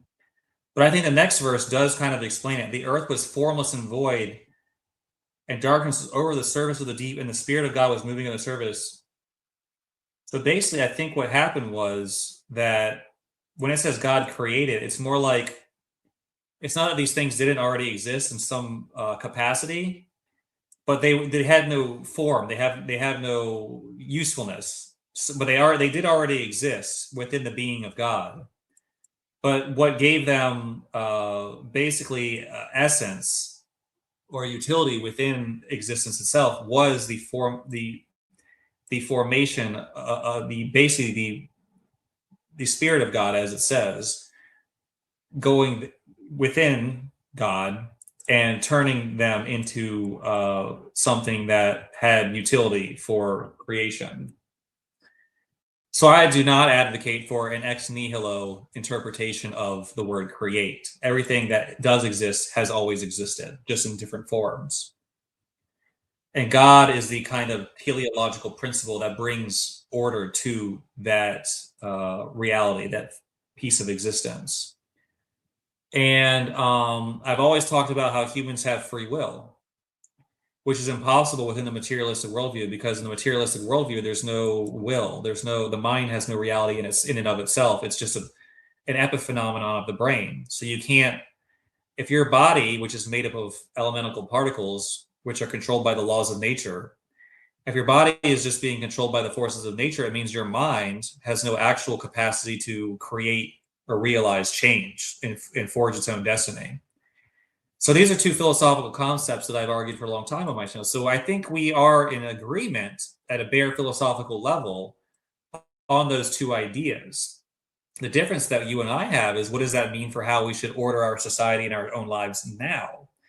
You believe in this kind of, I'll call it anarchism, where it's kind of just everyone realizing their own potential in their own way without any sort of external forces of society imposing any choices of will upon them. And there's a certain aspect of that is noble and positive in how it's conceived. But at the same time, it does need to recognize that the forces of nature do exist, and I think that part of the laws of nature is the laws of morality, and the laws of morality being brought in, or being an aspect of reality due to this principle called God. Our society should be ordered according to those principles, and when you order your society outside of those principles, it results in disorder and chaos, which is undesirable and unpleasant, and doesn't lead to the full realization of potential of the individual being. So the job of mankind and each individual human is to, first of all, know what the natural law is regarding these ethical principles that exist on their own merit, on their own right, within the being of God, and to make sure that society exists within this harmony, so that the beings that live in that society can realize their full potential. So I'll end it there, and you can respond as you see fit. Well, I'll just say, as it says right there, God floated above the waters of the deep and then said, "Let there be light." Well, if the deep is the world, if the deep waters are the world and God is above them, then what's following God? It's us. We would be the light that follows God into the depths of the void. And we're the ones who make our choices in life and live with them.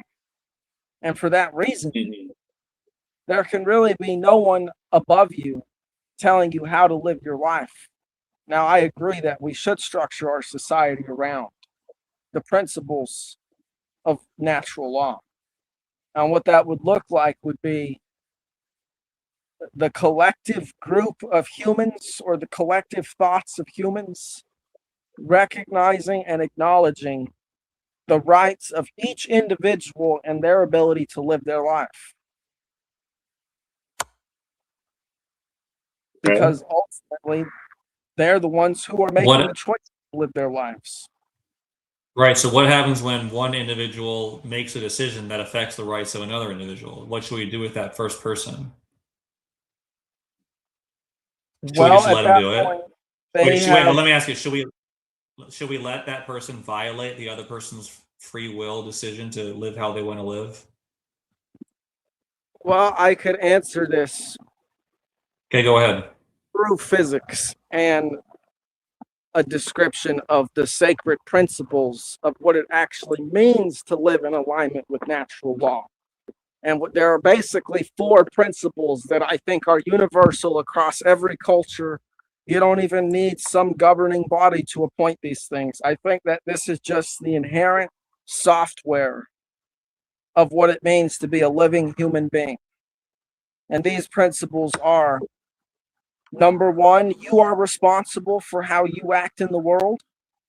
Number 2, you are to treat other people and everything else as they are responsible just as much as you are for how they act in the world.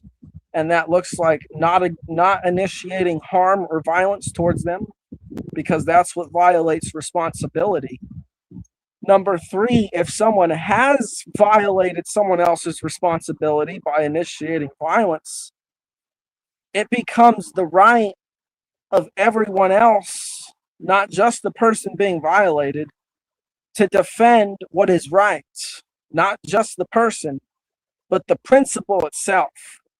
Because principles are what make relationships matter. And then from there, the 4th principle is the principle of service unto others, and assisting other people so that they could have the best life for themselves while expecting nothing in return. If everyone lived and internalized these 4 principles, I don't think there'd be any problem. If everyone did that. But, right. Well, yeah, you're envisioning a world where everyone does the right. Let me. You're envisioning a world where everyone does the right thing all the time. Excellent. Yes, there would not be any problems in such a world. The problem is that's not the world we live in. A lot of people are doing a lot of things that are problematic for other people in society. We have to figure out how we're going to deal with them. And I guess your response is just, the good people get their guns and take out the bad people. That'd be a lot better than what we have now. I think that would be a lot better than what we have personally. But I want to say, I just want to make the point that if we could just flip the numbers, which could probably take a long time, but I think it could be possible, of the amount of people who respect the law and the authority of the government, because that's a lot of people who do that. If you can just flip the numbers and reorient their trust and respect towards natural law, and the higher powers, that would be a whole lot of people living in alignment with the sacred principles. So all you would need to do is just find a way, which I understand is a big task that would take a huge effort. But if you could just flip the numbers of the people who respect the law or common law to respect natural law, I think the problem would solve itself. These problems would solve themselves very quickly, a lot quicker than the problem is well, the problem isn't people trusting the government and trusting law enforcement. The problem is people who don't want to respect other people's rights. So if you, let's say, if you're a person who respects other people's rights and wants them to be happy and live a peaceful life, then you would create a government that promotes that kind of living. So the government would be a good government. It would be something that promotes, that defends the natural law of order and peace, as opposed to a corrupt government, which it would become. The government is just a reflection of the people living in it, the society. Okay, so it's not like it's just like a knife holding it in your. And this is, I'm sure you've heard this example before, but a knife can be used to cut up food so you can feed yourself, or it can be used to harm another person. It's how you use it.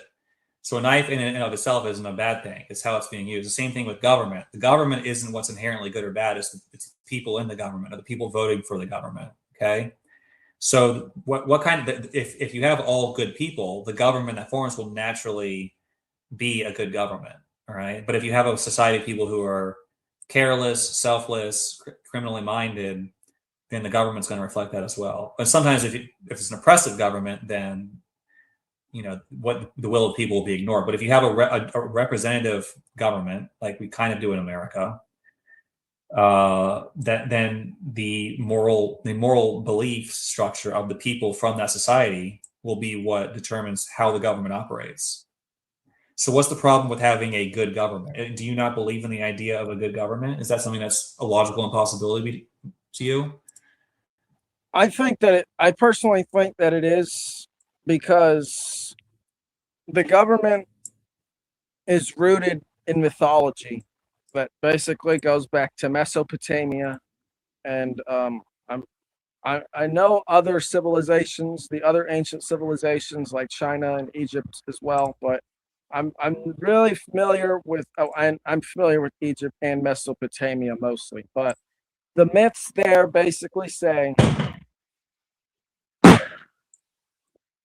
they basically say that humanity was created to be a slave species in service to the gods, and the gods will denounce or promote certain kings and priests with their blessings to lord over the working class.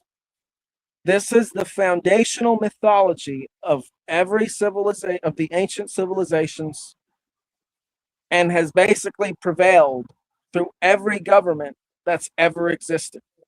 Okay, like I recently made a video on my own channel about communism, because I call communism trash, because it is.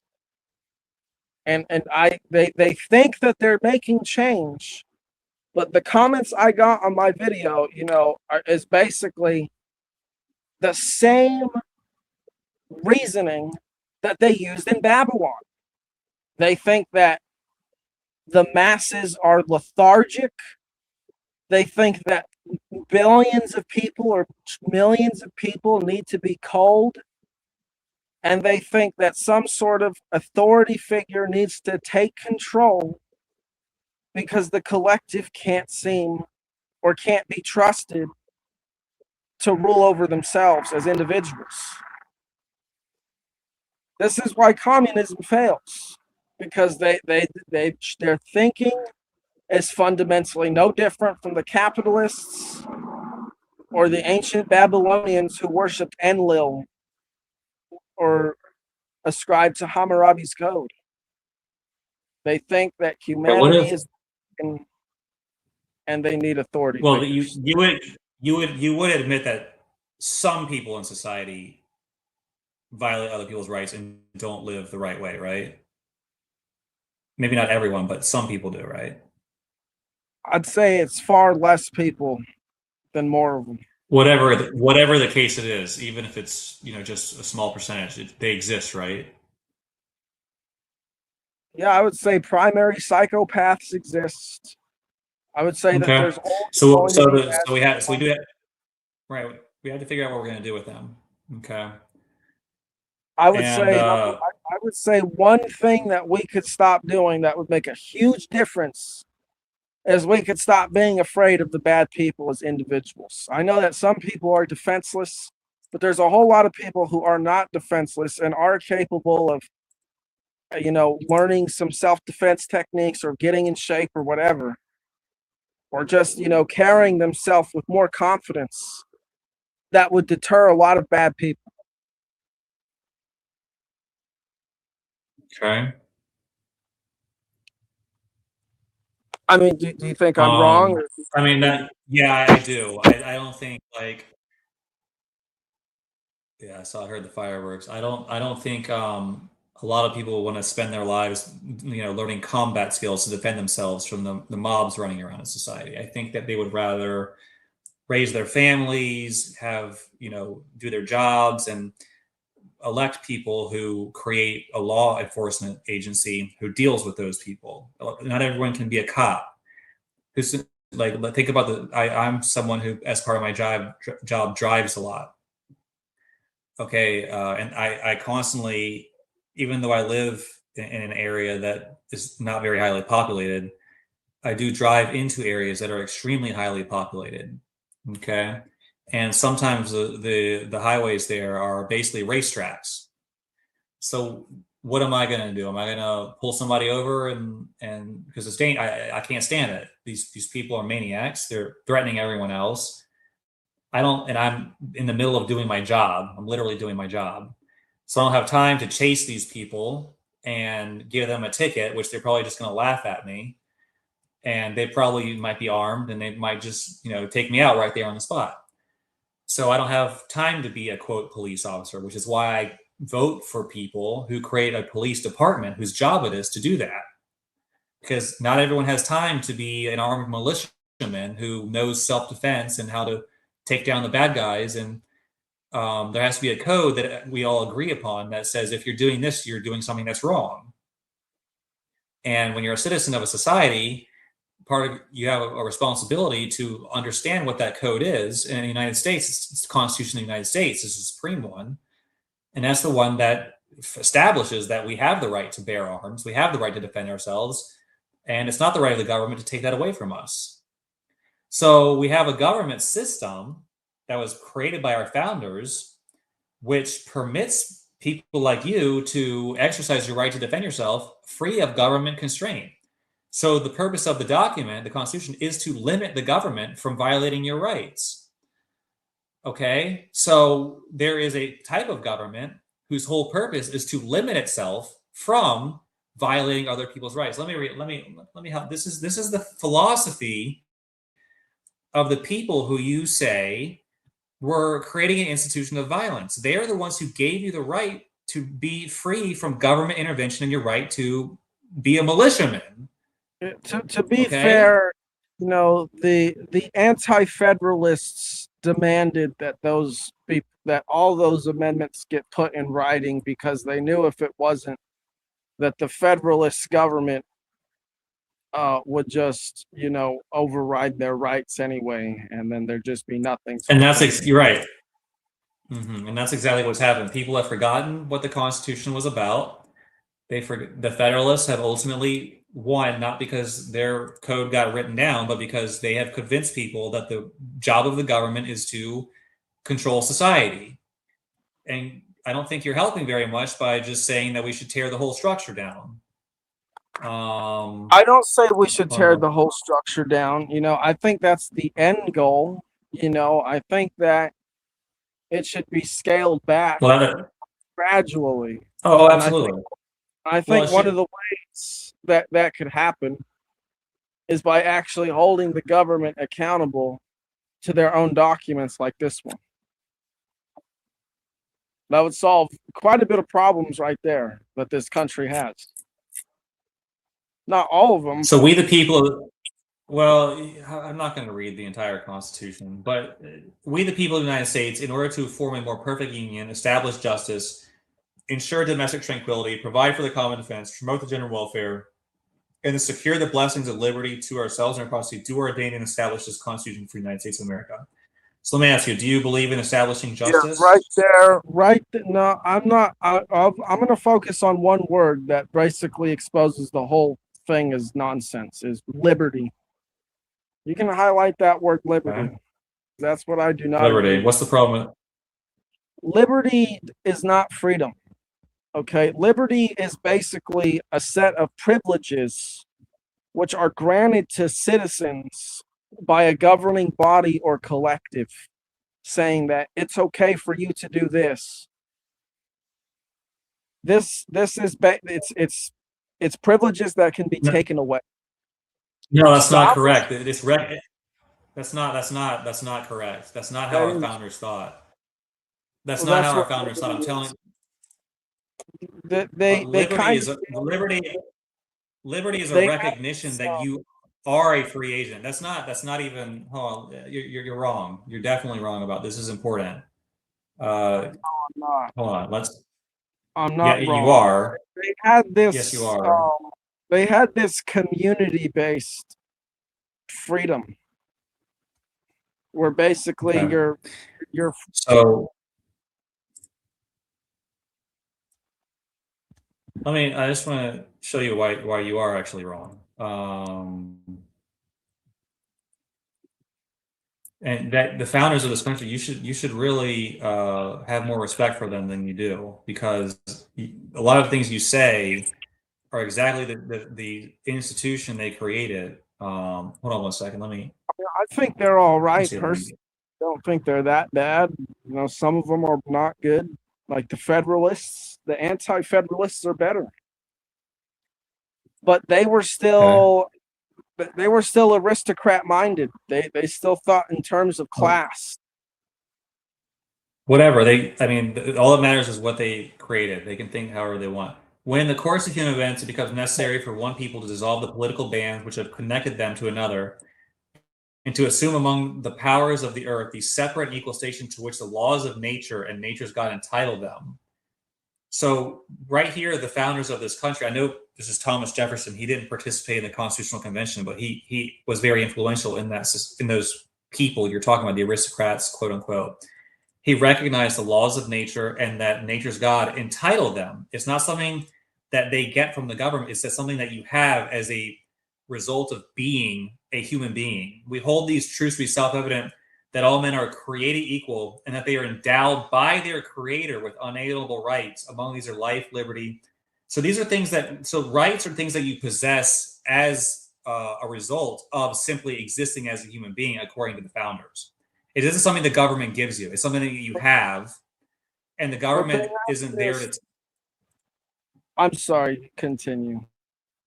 No, that's pretty much all I want to say. I don't see how you're disagreeing with them when they are saying exactly what you're saying. It's not liberty isn't something. Let me just finish. Sorry, no, let me finish.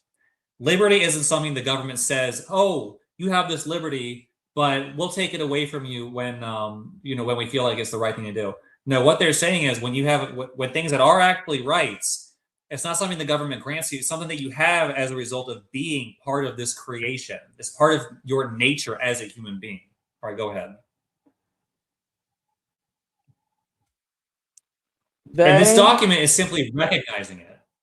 First of all, I just want to say I don't think that you think I dislike the founding fathers of the United States as much as you think I do.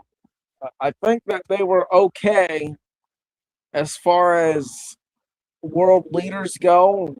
They seem to care a lot more about the people that they were ruling over than other countries. And they seem to want to protect people from a globalist system. Like the Monroe Doctrine, for example, was basically just to keep the United States out of Europe, or keep Europe away from the United States. Keep them from meddling in our affairs, but that only went so far. The problem is that all the things they warned about like foreign powers infiltrating this country, like Europeans, and political parties happened. You know, that's what they warned about. That's what, like, George Washington, for example, warned against. And you know, now we're living in their worst fears. But Oh yeah, I absolutely. You're right about that. I want to mention though that their idea about natural rights is not the same as what I'm talking about. Now they used the language and they did fight a government, and I commend them for that. And you know, another thing they did is they actually worked with Native Americans, and they actually adopted Native American values, like from the Iroquois Confederation, helped shape this country. But one of the problems, though, is what they're thinking is that they're basing this stuff in people like Hobbes. They're basing this stuff in people like Locke,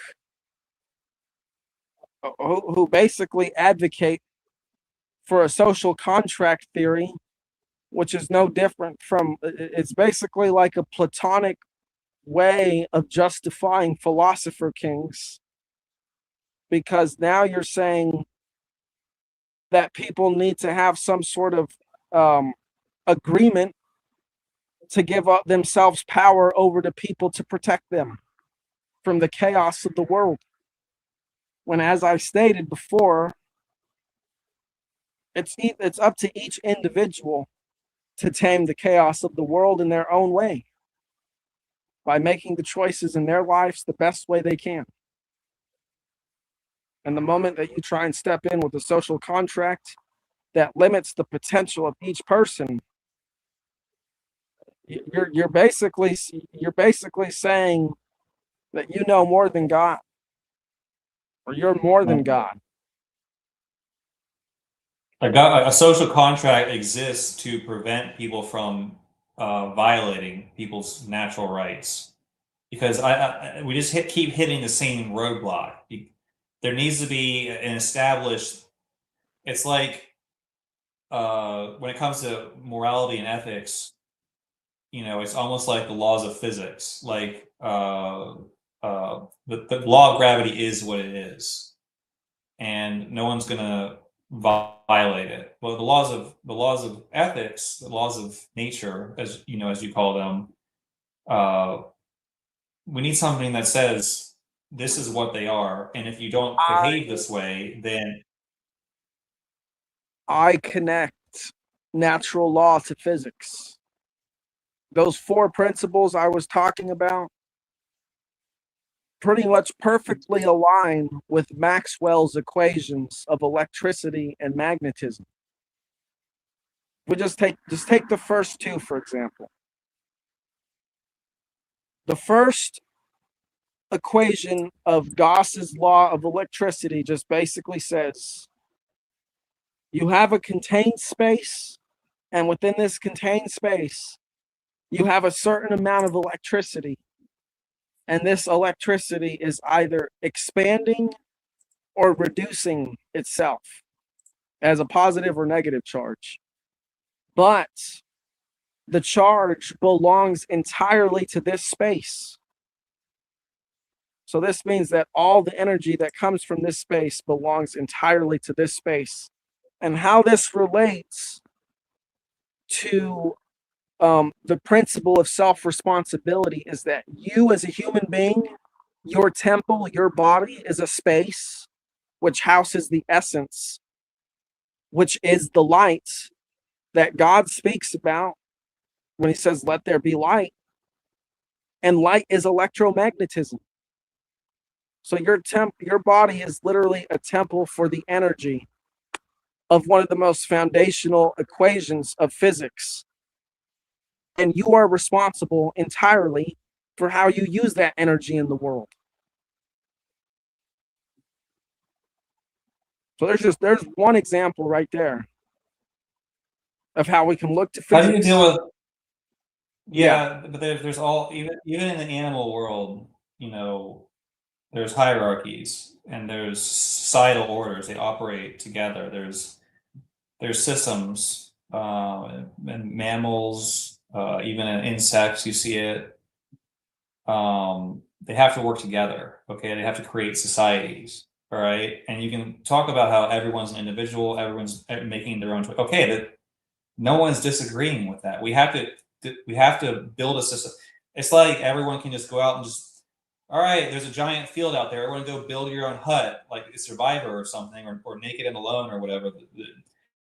No, society can't function like that. We have to cooperate with each other. Okay, so there needs to be a system, a guideline for how we operate together. I mean, if you want to go live out in the jungle by yourself and not interact with other people and have a system where you operate by, I mean, maybe there's a place in the world you can go, but otherwise, we're going to have to operate in societies, and there needs to be rules for those societies. You're thinking about it's like these theoretical physicists. They think, like, when they're trying to model how something's going to behave in physics, they draw these diagrams. You know, it's like how's a missile gonna fire? They try to model this, but if they don't model it according to, like, they say, well, okay, here's the law of gravity, here's the projectile's emissional force, but there's wind factors, there's other things like that, and it's not realistic. Okay, so you have to take into consideration. You have to. Well, hold on, let me finish. You have to make the model accurate according to actual reality. There's going to be inhibiting factors. So what you're talking about is very idealistic, but it doesn't take into account there's a real world out there, and if we're going to you're not going to get a good place to live unless society is ordered in some way. Okay, order it requires everyone. Hold on, everyone to be on the same page, and there has to be a code by which people in society are operating together. Okay, so you're not going to get a functional world with people realizing their full potential without societies where people are operating together, because they're all going to be sharing the same streets and going into the same places and talking to each other and interacting with each other, and it just doesn't work. This idea of there's just no government, there's everyone just getting together and singing together and abiding by natural laws. It doesn't work like that. It's very simple. You model society based on the mutual respect that each individual is responsible for how they interact in the world, because the energy that they use to interact in the world is theirs entirely. And the moment... All right, hold on. How am I going to respond? By now, you should know how, because you've made these claims over and over and over again. Well, I mean, and you just... What do I always say when you say? What is the problem? You seem to think that it's not possible for people to live in harmony with one another, even though it has been done in the past before civilization existed. You see, this is why I say government is the problem, because government and civilization has convinced people that things like their physical property or their accomplishments in life that they've done in service to the city and their work or whatever is more important than how they treat people and themselves.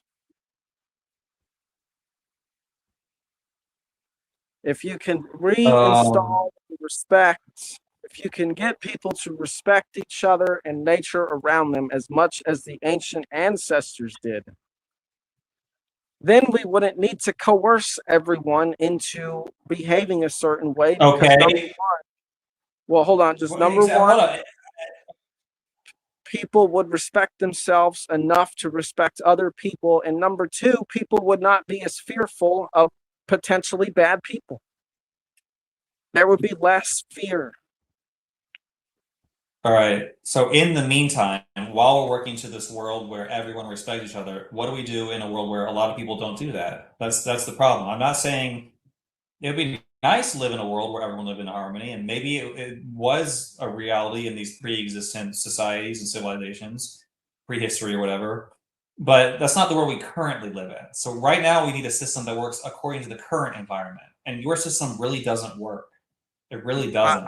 I haven't even said my solutions. I talk about solutions like this on Okay, my what are your channel. solutions? What are your what are okay? What are, so give us one of them. Hold on? I need to take it. How about this? I'm going to give you free reign on my channel for the next 5 minutes to talk about whatever you want. I won't hear what you say, but the audience, whatever people out there will hear you, because I have to go take care of some things. So I'll be back in I'm going to say 4 minutes, maybe less than that, but maybe 3 minutes. So go ahead, tell people your solution, and when I get back, I'll kind of ask you to briefly recapitulate. Okay, the practical solutions, the materialistic solutions, would basically be like this threefold path. You would need to implement all three, or else I don't think it would work. Number one, you would need to have people living off grid in self sustaining communities and mirroring. They don't have to live exactly like them or throw themselves directly in these societies, but just try and be neighborly towards people like the Amish, towards people like the Farmer Veterans Alliance, people who are self sufficient and know how to live without needing to go to the grocery store or pay bills to some electric company or whatever. They have the tools they need, they have the equipment they need, and they know how to use it, and just mirror these people and gain their respect and respect them. So from here, you'd have people living off grid, but not everyone needs to live off grid. People can live in the cities. Not everyone needs to change the way that they live. However, if people are going to choose to live in the cities, they could demand more change and accountability from the authorities that they've supposedly given authority to through the social contract. This would mean, maybe calling your local representative or the district attorney or whatever and asking them, how are you helping our community live in alignment with our state's constitution and the federal constitution, and ask them how are they pushing the federal government to live more in alignment with the federal constitution. Now, I don't do this, but I'm thinking I probably should do it at least once, maybe once every few months at least, but just hold the government accountable to their own standard. And then from here, you reshape education so that way children are not being told what to do. They're not having a Prussian-based model education system. They're not having an outcome-based education system, which is basically the Prussian model is based in trusting authorities, and the outcome-based education system is based in what the authorities say the curriculum should be. And all this is doing is telling children who they need to be in life, what standards they need to conform to, who they need to impress. And all this does is poison their minds. Instead, they need to be taught about who they are, how to express themselves, so that way, as they go through life, they actually know themselves more so than we do by the time we were their age. The point would be so that each generation that comes along would progressively grow out of the systems that keep them bound until they don't exist anymore. Are you there, Ace? Yeah. I mean, if let's say you got 10 kids in a room and you raise them, let's say we were able to scientifically determine exactly what true perfect morality was.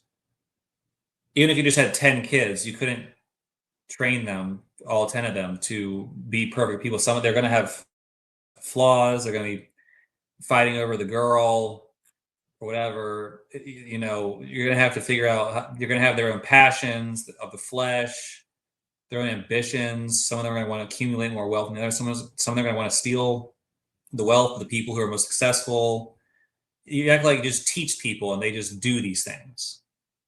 It's just not how it works. You can't just teach, like, even when you see a lot of these people who are raised in churches, they don't follow Christianity. Same with all the other religions. Some of them do other things. So, when you have, I've seen some people who, have wayward children. You have parents who raise their children a certain way, and one of the children will or maybe multiple children will go astray. You have, addiction to pleasurable substances, things like that, who will, like I said, the passions of the flesh and things will throw you off. So just education system's not going to be sufficient. I mean, it would help. It would probably make more people better if it was properly designed. But there still needs to be a system in place that even if you were to get 90% of people abiding by natural law and respecting others, there's still that percentage of society that you need the codes there. You need the system in place that says this is how we deal with people who don't do these things. They're always going to be out there. They're always going to be doing these things. And until we get to a world where everyone's perfect and everyone's doing the right thing and following the divine law and all that, you're operating in a reality. Here's the point I'm trying to make, is that, let's say like 5 generations down the line, you get that number, right? 5 or 6 generations down the line, you have 90% of the people living in alignment with natural law. Whatever choice they decide to make to live in harmony with natural law is their choice, not ours. And I'm saying that we need to put them in the best possible position so that they can make their own choices and not have these systems of the past imposed over them, like this huge debt you were talking about earlier. That's literally no single taxpayer's fault, but they have to bear the burden of paying this debt. These are the things that would no longer exist. Oh, okay, I can agree with you there. All right, well, Seth Scales, I actually have to go. I really appreciate you hopping on and having a discussion. I mean, you have some interesting ideas. I just think that part of it is understanding where we actually are versus where we want to be. I think your ideals work very well in a world where people just inherently do the right thing, but very poorly in a world where so many people just aren't doing the right thing. They aren't abiding by natural law. In a world like that, until we do whatever it takes to get to where you want people in their own spirit to be, we have to, play the game of recognizing where we are, and the systems are going to have to exist. But I'll give you a final word. This will be your, if you want to do an exit statement, take a couple minutes to have a word, and then I'll shut down the stream. Go ahead. All I'm going to say is that I have faith in people and the sovereignty of each individual. And I think that they deserve to make decisions for themselves and be put in the best possible position to make decisions, to live their lives the way they want, because that is what God intended. And that's going to be my final words. It was nice talking, and maybe I'll come on again. Absolutely. You're welcome, Seth Scales. Thank you for being here. All right. Let's see here. Okay. Well, faith in humanity. I have faith that currently some people will do the right thing, but I have zero faith that everyone will do the right thing. So I'm going to stand on, we need the government in place to deal with that. There's no such thing as a perfect government, but without any government structure, a lot of things would be much worse. Exactly. For example, many of the criminal syndicates and other people go around and do a lot of more crimes because nothing necessary there's not the necessary police force and protection for the public, but mostly the rich and those with resources. Right. No, yeah. I'm agreeing with Larry. I'm not sure if Larry's been on my channel before, but I'm agreeing with some of the things he's saying. All right, folks, that's going to have to be it. I don't have a lot to say. I think the conversation with Seth Scales was interesting. I think he does have some interesting ideas, and it would be nice to live in the world. I'm not going to lie, like I would love to live in the world that Seth Scales envisions. I think it would be an amazing place to live. It's just that's not the world we live in. We don't live in a world where everyone does the right thing and lives according to natural law all the time. Natural law being, of course, the laws governing also morality, ethics, and how people treat each other. So we have to think about what works in this current world. And in this current world, we need governments, sadly. Even the founders of America, I don't know who exactly said it, or maybe multiple people said it, but they said that they thought of government as what's called a necessary evil. Like taxes. I hate taxes. I feel like I pay way too much in taxes. But at the same time, I recognize that some level of taxation is necessary. Taxation is another necessary evil that maybe at some point in the future they'll figure out how to live in a world without taxes. And I think that world would be a world in which no government exists, because what do taxes do? They fund the government ostensibly, and these days they also fund a lot of welfare. So both of those things would be replaced by just people doing what they need to do on a voluntary basis. There would be no welfare programs because it would all be, charities would be well funded. There would be no government because people would, cooperate with each other naturally, and societies would just do the right thing. And whenever something needs to get done, people would just do it without feeling the need to get paid or anything like that. Seems outlandish, but within the realm of possibility.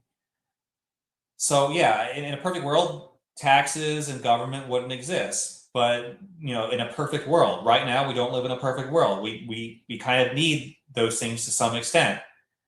And I think the founders of this country pretty much got it right. We need a limited government that doesn't do a whole lot. That's not the government we live in right now, as Seth Scales acknowledged. So one step forward would be actually to go back to the type of government the founders of this country envisioned, which is a small government with limited power. And when people want to do something, they do so through mutually agreed agreements, which are called private companies, private businesses, private establishments, all these things, not things the socialists talk about, which would be government-run things. The government doesn't need to do those things in a world where people are just inherently ethical. Talked about Wikipedia, how corrupt that website is. We talked about some Christian theology, the Paulinists,